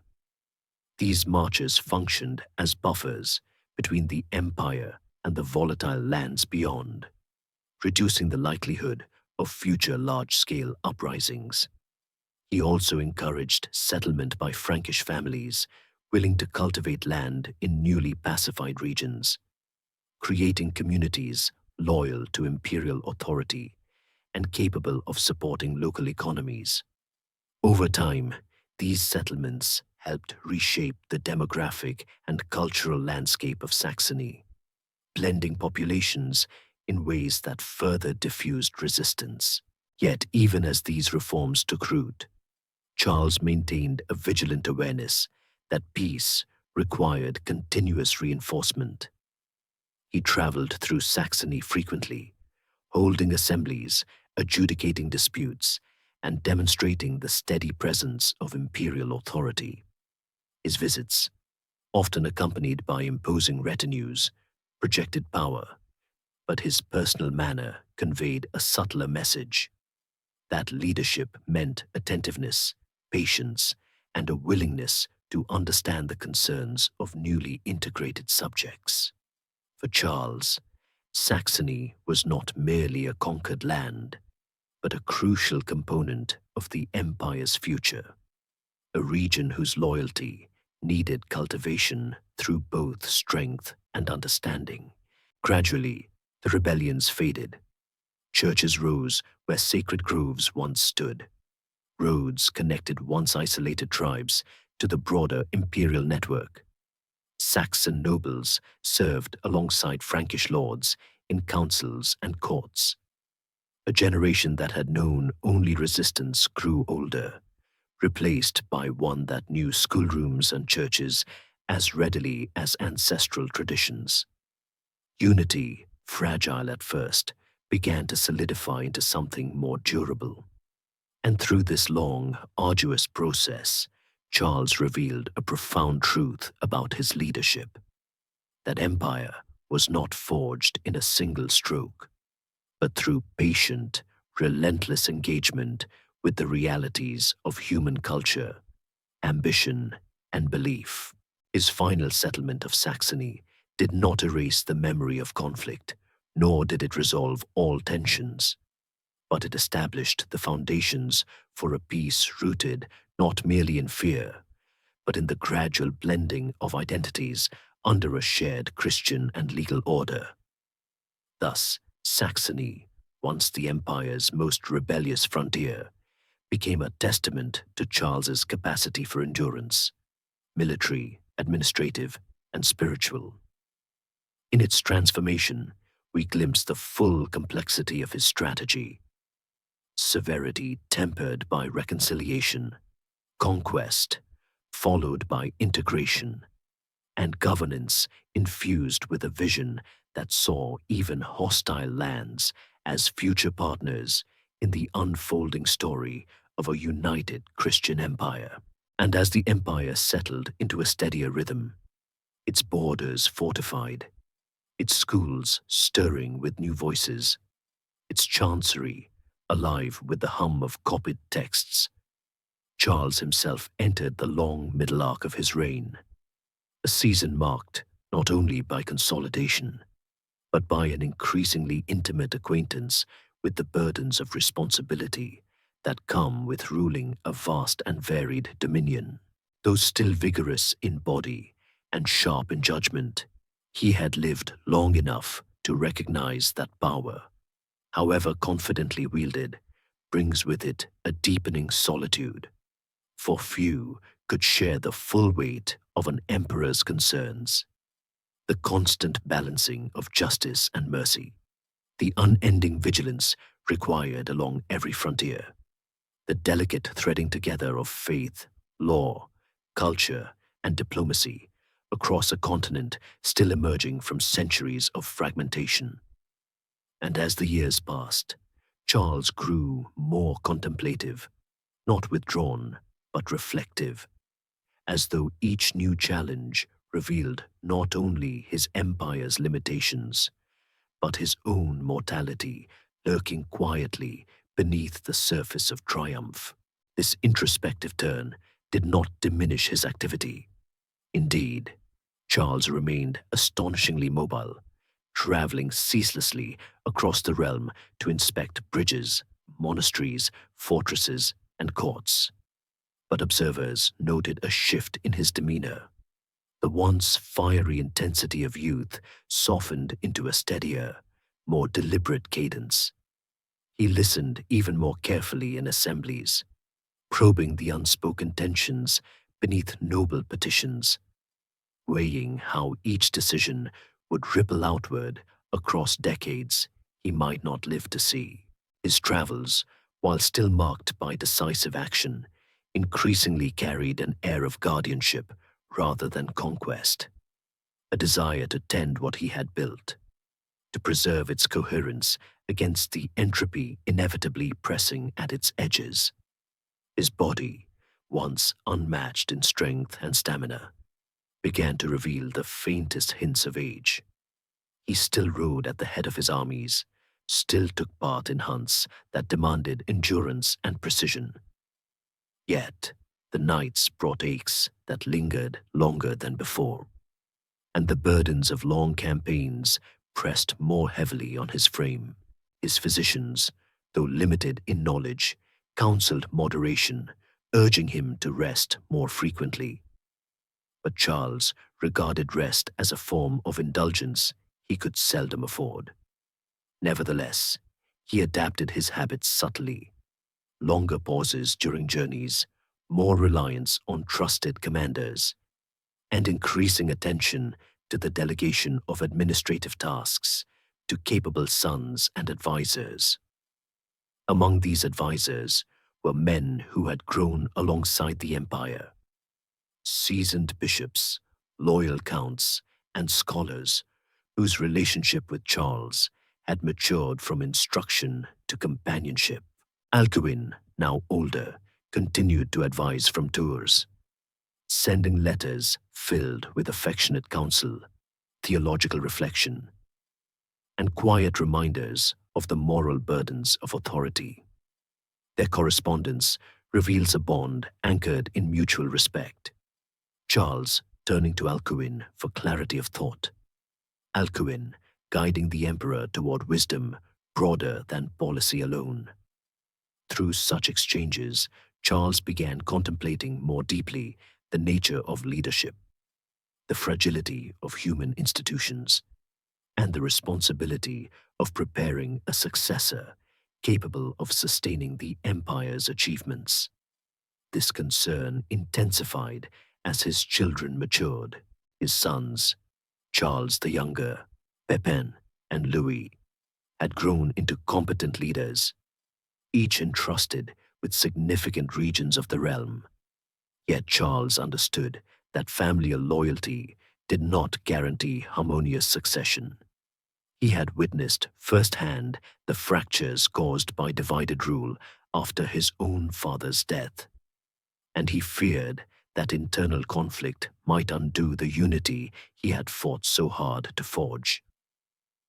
Thus, he pondered arrangements that would preserve the empire's coherence, oscillating between the Frankish tradition of partition and the Roman ideal of singular authority.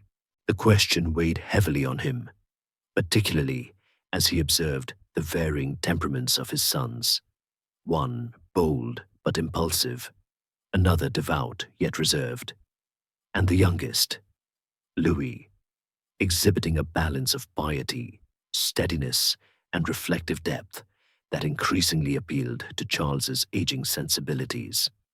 The emperor's reflections were not confined to dynastic matters.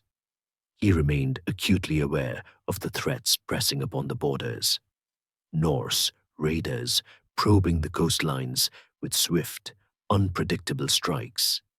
Slavic tribes shifting allegiances along the eastern frontier. Avar remnants stirring in the Carpathian Basin, and tensions with Byzantium simmering beneath diplomatic courtesies. Even as Charles aged, he confronted these challenges with characteristic resolve, though his strategies leaned increasingly toward preventive diplomacy and regional fortification rather than prolonged campaigns. He strengthened the naval defenses along the Channel and North Sea, recognizing that threats from the Northmen required new forms of vigilance and infrastructure. He fortified border counties, appointing margraves empowered to respond swiftly to incursions. Through such measures, he sought not only to protect the realm, but to create buffers that would endure beyond his lifetime. His awareness of mortality also deepened his engagement with spiritual life, though always devout. Charles now approached worship with a quieter, more contemplative intensity. He attended services regularly, recited psalms with his daughters in the evenings, and engaged in theological discussions with monks who visited Aachen. He supported the reform of monastic communities, believing that disciplined spiritual centers were essential to the empire's moral integrity. At times, he lingered in chapels long after services had ended, as though searching in the candlelight for guidance about the future he could not fully control. Yet, even in these moments of introspection, he remained grounded, never allowing piety to drift into austerity or melancholy. His faith was active, embodied in his reforms, his justice, and his dedication to the common good. These years also brought personal sorrow, the deaths of close companions, warriors who had fought beside him, scholars who had advised him, clerics who had served loyally, left quiet hollows in his heart. He felt deeply the passing of his mother, Bertrada, whose wisdom had shaped his early life, and the deaths of several of his children, whose loss reminded him of the vulnerability that attends even the mightiest families. Each grief carved a deeper sense of humility into his character, teaching him that empire could not shield a man from the universal ache of mortality. Yet grief also sharpened his resolve to leave behind institutions strong enough to outlive personal tragedy. With age came an increased appreciation for simplicity. Though surrounded by wealth, Charles maintained habits that reflected the discipline of earlier years. He dressed plainly, preferred modest meals, and kept a steady routine of exercise and study. His court, though grand in intellectual vibrancy, followed a rhythm designed to reflect order rather than extravagance. Visitors from distant lands found him both awe-inspiring and approachable, a ruler who embodied imperial majesty without drowning in its trappings. As Charles entered this reflective stage, his greatest achievement was becoming more evident, not the conquests he had secured, nor the crowns he wore, but the inner stability he had brought to lands once fractured by tribal rivalries and shifting allegiances. Through law, education, and patient governance, he had created a framework within which unity could take root. Yet he knew that unity was never permanent. It required constant tending, just as a garden requires pruning and care. And so he moved through the empire with the calm resolve of a gardener king, shaping with gentle precision what he had once hammered into being with sword and shield. Thus, in these later years, neither triumphal nor tragic, but profoundly human, Charles revealed the depth of his character more fully than in any battlefield victory. For the true challenge of empire lay not in expanding borders, but in sustaining them with justice, wisdom, and humility. And as he contemplated the horizon of his life, he did so not with fear, but with the quiet acceptance of a man who understood that time, like history itself, flows forward with a rhythm no ruler can command, only respect. And as the seasons turned gently through the later years of Charles's reign, weaving gold into the forests and silver into the rivers, the emperor entered a chapter shadowed increasingly by personal strain, for the weight of maintaining an empire did not fall upon his shoulders alone. He bore, too, the burdens that arise within any great household, where love, ambition, rivalry, and grief commingle with the quiet intensity of forces that can strengthen or unravel even the sturdiest foundations. His public persona, majestic, disciplined, unyielding, stood in sharp contrast to the private struggles that circulated through his family. These tensions, both tender and tumultuous, reminded Charles that while the empire could often be bent to his will through law, reform, and force, the hearts of those closest to him remained complex, unpredictable, and vulnerable in their own ways. Foremost among these concerns were the challenges of succession. Though the empire now pulsed with administrative coherence and cultural renewal, Charles understood that such achievements were fragile, especially if the transition of power ruptured into conflict. He remembered too clearly the upheaval that had followed Pepin's death, how shared kingship with Carloman had nearly fractured the realm. Determined to prevent similar turmoil, Charles took steps to prepare his sons for rule.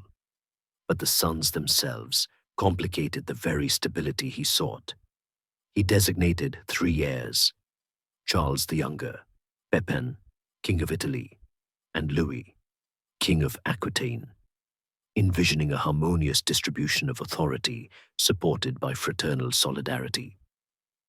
Yet harmony proved elusive. Charles the Younger possessed physical energy and eagerness for war, but he lacked the reflective discipline his father prized. Pepin, though competent and ambitious, ruled Italy with a forcefulness that sometimes bordered on severity, stirring occasional worry within his father's mind. Louis, the youngest, exhibited a quiet, contemplative nature, deeply pious, gentle in temperament, and increasingly shaped by monastic influence. Charles saw in Louis a kind of moral steadiness the empire might one day require. Yet he also feared that such softness might prove fragile in the face of political storms. Thus, the brothers diverged in temperament as well as territory, generating subtle currents of rivalry that hummed beneath the smooth surface of the court. The emperor sensed these tensions, but could not fully root them out, for even wise kings cannot wholly control the secret landscapes of their children's hearts. Compounding these familial strains were the realities of mortality. One by one, Charles's children slipped from life, leaving absences that pierced him with a sorrow more intimate than any battlefield loss.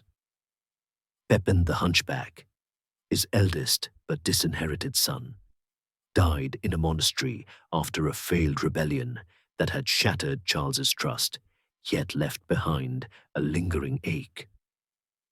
Then came the deaths of Charles the Younger and Pepin of Italy in rapid succession, each loss striking like a sudden gust, extinguishing a candle in a dim hallway. The emperor, who had once imagined the future in the bright, confident shapes of his sons, now watched those shapes dissolve, leaving Louis as the sole surviving male heir. Though Louis was kind, devout, and responsible, the idea of a single heir awakened old fears. Would unity endure without the balancing presence of multiple strong rulers? Or would the fragility of one life threaten the stability of an entire empire? The deaths of his daughter's husbands and the illnesses that swept through members of the extended court added further melancholy. Charles, who loved his daughters fiercely and kept them near him throughout his life, watched their grief with an ache that neither law nor reform could mend. In those moments, his legendary composure softened, revealing the tender humanity beneath the stern silhouette of imperial authority. Even so, he never withdrew into despair. Instead, he folded his sorrow into the deeper reservoir of experience that guided his judgment. Beyond the family sphere, political complications also stirred. In Italy, local nobles, resentful of Frankish oversight, tested the boundaries of loyalty. In Bavaria, alliances required constant tending. Along the northern coasts, Norse activity increased, forcing Charles to confront a new kind of threat: swift, unpredictable, amphibious. Diplomatic efforts with Byzantium required delicacy, for the legitimacy of Charles's imperial title remained a sensitive matter in Constantinople. Each of these tensions demanded attention, yet Charles faced them not with youthful vigor, but with a measured patience honed by decades of rule. He convened councils, clarified laws, dispatched envoys, and empowered trusted commanders, relying increasingly on delegation, even as his own presence remained symbolically crucial. Amid these challenges, Louis's growing maturity offered both comfort and concern. The young king of Aquitaine demonstrated increasing administrative competence, exercising justice with a gentle but firm hand. Charles watched him carefully, sometimes with hope, sometimes with quiet worry. He arranged for Louis to visit Aachen more frequently, exposing him to the full breadth of imperial governance. Scholars at court noted that Charles spoke to Louis less as a distant father instructing a son, and more as an aging monarch shaping the mind of his successor, passing down not only the responsibilities of rule, but the philosophies that underpinned them. Louis listened with respectful gravity, absorbing lessons that would later guide his reign, though perhaps without the instinctive force of his father's charisma. Charles also intensified his efforts to prepare the empire structurally for his departure. He refined capitularies, strengthened ecclesiastical oversight, and reinforced legal procedures that ensured smoother transitions of authority. He consulted bishops and nobles, forging a broad consensus around Louis's legitimacy. Yet beneath these careful preparations lay a lingering anxiety that no set of laws could entirely guarantee unity once he was gone. The empire, after all, lived not only in institutions, but in the heart of a ruler who held its disparate elements together through presence, judgment, and the quiet power of personal example. Charles understood that Louis, though devoted and capable, would inherit not the world Charles had built, but a world already beginning to shift under the pressures of its own complexity. These reflections deepened the emperor's humility. He had conquered kingdoms, reformed laws, revived learning, rebuilt the church, and shaped a vision of unity not glimpsed in Europe since the days of Rome. Yet as he aged, he realized that even the greatest ruler can only set conditions for the future. He cannot command it. And so he approached these final years with a blend of determination and acceptance, shaping what he could, entrusting the rest to God and to the unfolding rhythm of time. In private moments, walking through the colonnades of Aachen, listening to his daughters sing evening hymns, speaking softly with Louis about justice, or kneeling in the chapel's dim light as flickering candles illuminated mosaics above, Charles felt both the vastness of what he had achieved and the quiet truth that his work, however monumental, remained part of a larger story whose end he would never see.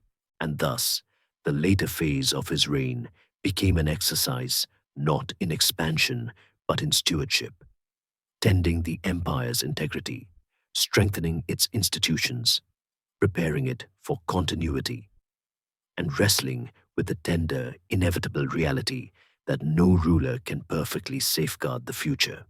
Through these struggles, Charles revealed the humanity underlying his imperial grandeur, a depth of feeling, a capacity for reflection, and a steady acceptance that even the mightiest emperor eventually becomes a caretaker of memories and hopes that must be carried forward by other hands. And as winter began its slow, quiet descent upon the empire, weaving frost across the roads and silencing the forests with its pale breath, Charles felt the unmistakable weight of age settling deeper into his bones, not with the violence of sudden illness, but with the gentle, insistent rhythm of a life that had stretched long and fully across the arc of an extraordinary reign. He continued his routines, rising early for prayer, receiving envoys with calm dignity, reviewing matters of law and governance. But the once tireless body that had endured decades of campaigning and ceaseless travel now moved more slowly, as though time itself had begun to thicken around him. Those who served closest to him observed the change not in words, for Charles seldom complained, but in the way he paused longer between tasks, the way he leaned momentarily on a railing when descending steps, the way fatigue sometimes flickered behind his still commanding eyes. His mind, though sharpened by years of disciplined thought, drifted more often toward reflection. The empire he had shaped, vast, coherent, shimmering like a tapestry woven from countless strands of culture, law, and faith, seemed to him now both solid and fragile. Solid, because institutions were in place. Louis was acknowledged as heir, and decades of reform had carved pathways of order through regions once marked by chaos. Fragile, because Charles understood with the clarity of age that unity depended not only on laws and officials, but on the character of those who would inherit his responsibilities. And while he believed in Louis's goodness, he knew goodness alone could not bear the weight of empire without the steady guardianship of wise and loyal advisers. Thus, he contemplated succession, not with fear, but with a tender, resolute sadness, accepting that the future must unfold in ways he could influence but never fully control. Through these months, he remained anchored in Aachen, the city he had built into the beating heart of his imperial vision. Its warm baths soothed his aging frame. Its chapel offered the quiet sanctity in which he now found increasing comfort. Its scholars, clerics, daughters, and trusted companions surrounded him with gentle familiarity. The palace no longer echoed with the vigorous clang of military preparations or the bustling chaos of large assemblies. Instead, it carried the soft murmur of scribes at work, the measured footsteps of counselors approaching with documents for approval, the faint melody of hymns drifting from the chapel in the twilight hours.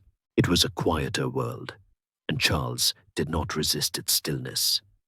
He settled into it with the calm dignity of a man who had spent a lifetime in motion and now welcomed the rare gift of slowing down. Yet, even in this quieter season, responsibilities endured. Charles continued to monitor the empire's frontiers, receiving reports of Norse incursions in the north and tensions in Slavic lands. He issued instructions with steady judgment, mindful that every directive contributed to the stability Louis would inherit. He oversaw the adjudication of disputes brought before him, demonstrating once more the unwavering commitment to justice that had defined his reign. And he maintained correspondence with bishops and abbots, urging them to uphold discipline, preserve learning, and ensure moral clarity among the clergy. Even as his own strength waned, he cultivated the spiritual and institutional vitality of the realm, as though preparing a final offering to the future he would not live to see. But his physical decline could not be denied. The winter of 813–814 proved especially harsh, its cold settling into the emperor's joints with merciless persistence. He suffered from fevers that rose and fell unpredictably, leaving him weakened and pale. His appetite diminished, and though attendants urged him to rest, he persisted in his duties until exhaustion forced him to pause. Charles, who had never feared battle or hardship, now confronted the subtle, inexorable challenge of the body's surrender. Yet he faced this challenge with the same calm acceptance that had guided him through triumphs and sorrows alike. On his last journey of political significance, he formally crowned Louis as co-emperor, not in Rome, but in Aachen, a deliberate gesture that signaled a new model of imperial succession grounded in Frankish authority rather than papal intervention. This act, performed with solemn clarity, reflected Charles's desire to spare the realm the uncertainty that had once shaken his own early rule. Louis, standing before him with humility and resolve, received the crown not as a prize, but as a profound responsibility. In that moment, Charles saw not only his son, but the continuity of the work to which he had devoted his life. And though he returned to Aachen afterward with a sense of completion, the gesture also carried the quiet ache of a man preparing to let go. By January of 814, the emperor's strength had nearly faded. He spent more time in bed, rising only to attend prayer or sign essential documents. His daughters visited him often, reading psalms softly by lamplight, their voices weaving a cocoon of comfort around him. Louis's letters arrived frequently, filled with anxious devotion, though Louis himself remained in the south, honoring his father's final instruction to maintain a steady hand over his territories. Charles accepted this absence without bitterness. He wished his son to begin ruling as emperor, not as a child clinging to his father's side. In these final days, Charles's thoughts drifted to the past, with the gentle rhythm of a man sifting through memories worn smooth by time. He remembered riding through the forests of Saxony, the wind cold on his face, standing in Rome while the crown was placed unexpectedly upon his head, studying grammar beside Alcuin, listening to his daughters sing in the evening, feeling the warmth of sunlight on the stones of the Palatine chapel he had built. He remembered triumphs, griefs, victories, reforms, conversations, and the countless small decisions that had shaped a continent. And as he reflected on these memories, he felt not pride, but gratitude. Gratitude for having lived a life so full, for having served a purpose greater than himself, for having carried the weight of empire with as much justice and devotion as one man could. When the end finally approached, it came with the quiet gentleness that had characterized his final years. On January 28th, 814, Charles breathed his last in Aachen, attended by faithful servants and enveloped in a stillness that seemed to settle over the entire palace. Those present noted that he passed not in agony, but in calm surrender, as though stepping willingly into the long night after a life lived entirely in daylight.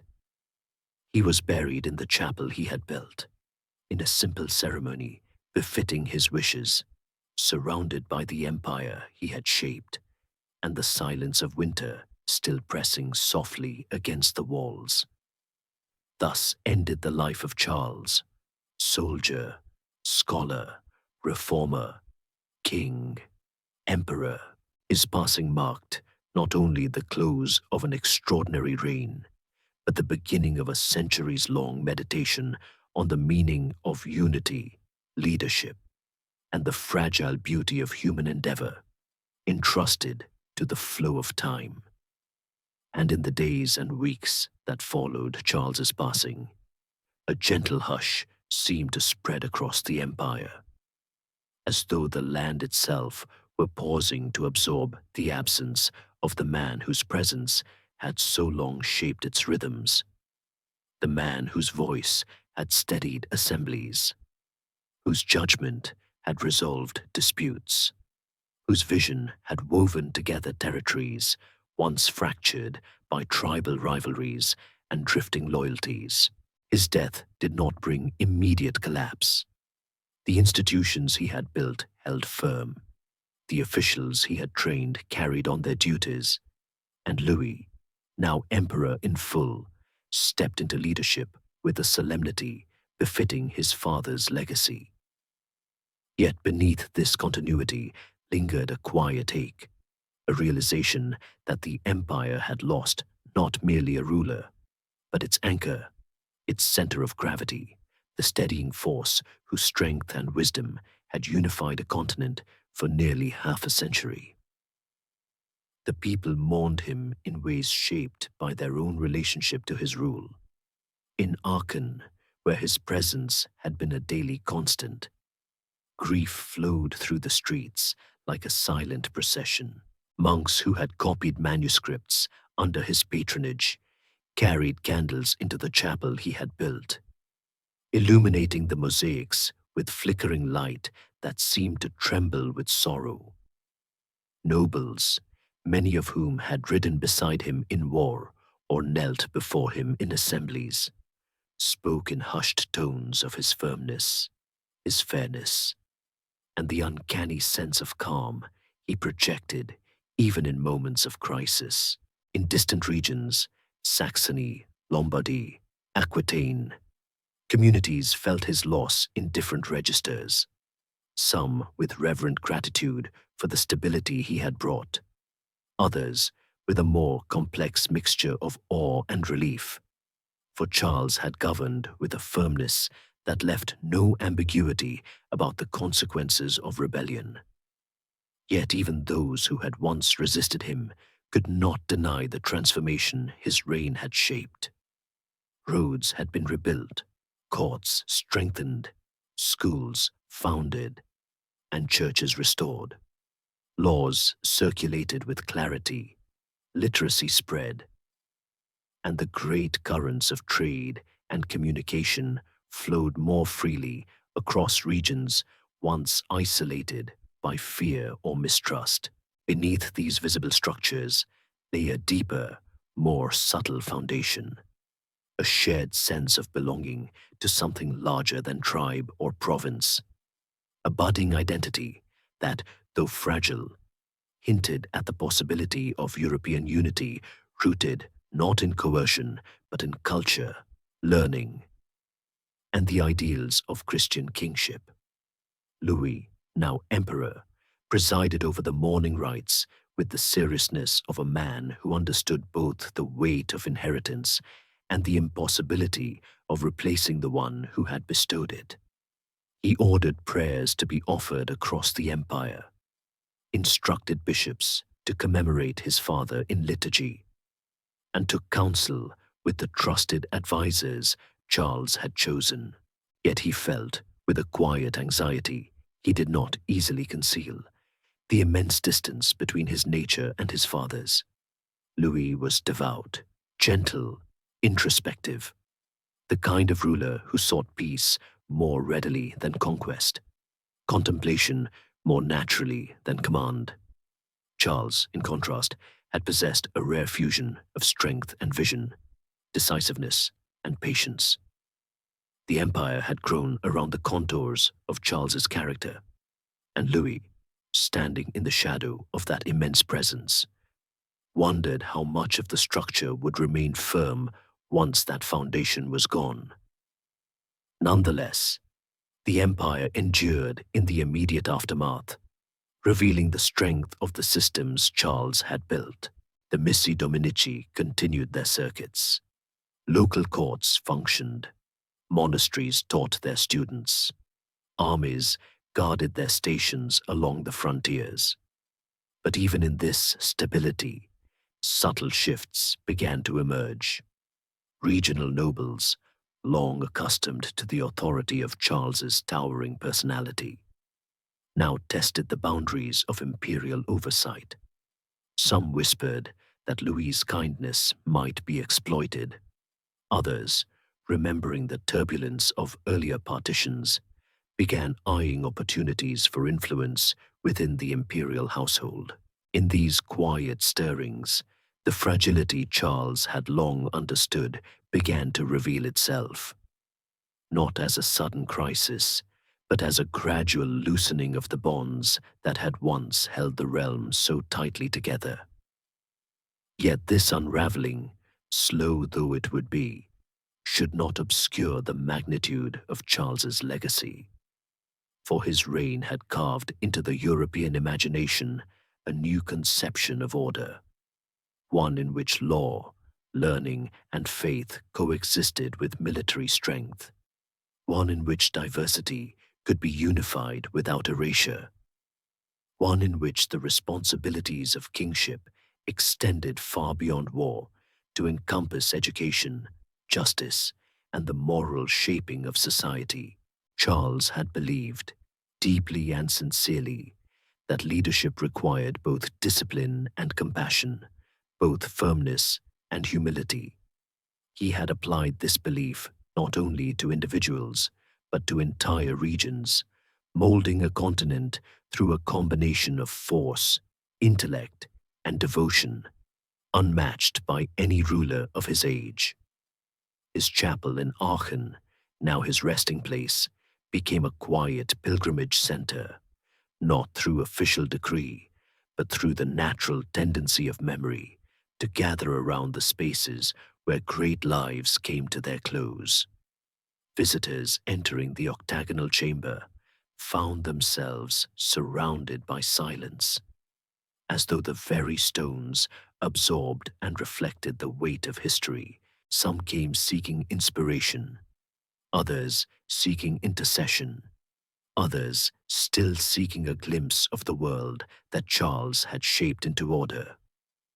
And in the soft light of that place, illuminated by candles and the faint sheen of mosaic tiles, many felt the gentle truth that even the mightiest ruler must eventually yield to time, leaving behind only what he has built and the memories shaped by his presence. And yet, Charles's presence did not fade. His reforms continued to guide the empire under Louis and his successors. His educational revival shaped the intellectual currents of Europe for centuries. His legal and administrative structures influenced the governance of countless realms. Even his failures and severities became lessons, reminders of the complex tension between authority and mercy that every ruler must navigate. Above all, Charles left behind a vision, a shimmering idea that stretched far beyond the ninth century. The notion that Europe could be something more than a patchwork of warring tribes, that it could become a community bound by shared culture, law, and faith. Historians would later debate his faults, his decisions, the severity of his campaigns, the imperfections of his governance. But they would return, again and again, to the undeniable force of his impact. He had taken a fractured world and drawn it into coherence, even if that coherence would later falter, even if unity proved temporary, even if the empire he built would eventually fragment. For what Charles created was not merely a political structure, but a template for possibility, a glimpse of how leadership might shape the contours of civilization itself. And so, as the centuries unspooled and kingdoms rose and fell, his memory lingered like a steady flame burning quietly through the long corridors of European history. His empire did not survive intact, but the cultural and institutional foundations he laid endured, echoing through the Renaissance, the reformations of education and law, the shaping of national identities, and the dream, never fully realized but never forgotten, of a unified continent guided by justice, learning, and shared purpose. Thus ends the long arc of Charles's story, a life that stretched from the turbulence of early medieval Europe to the threshold of empire, a journey marked by conquest and reform, wisdom and burden, triumph and sorrow, a reign whose influence would ripple far beyond the quiet winter morning when he breathed his last. And as his legacy settles into the vast tapestry of history, it does so with the gentle, persistent glow of a life lived with purpose, steady, formidable, and enduring, like a lantern carried carefully through the long night, lighting the way for those who would follow.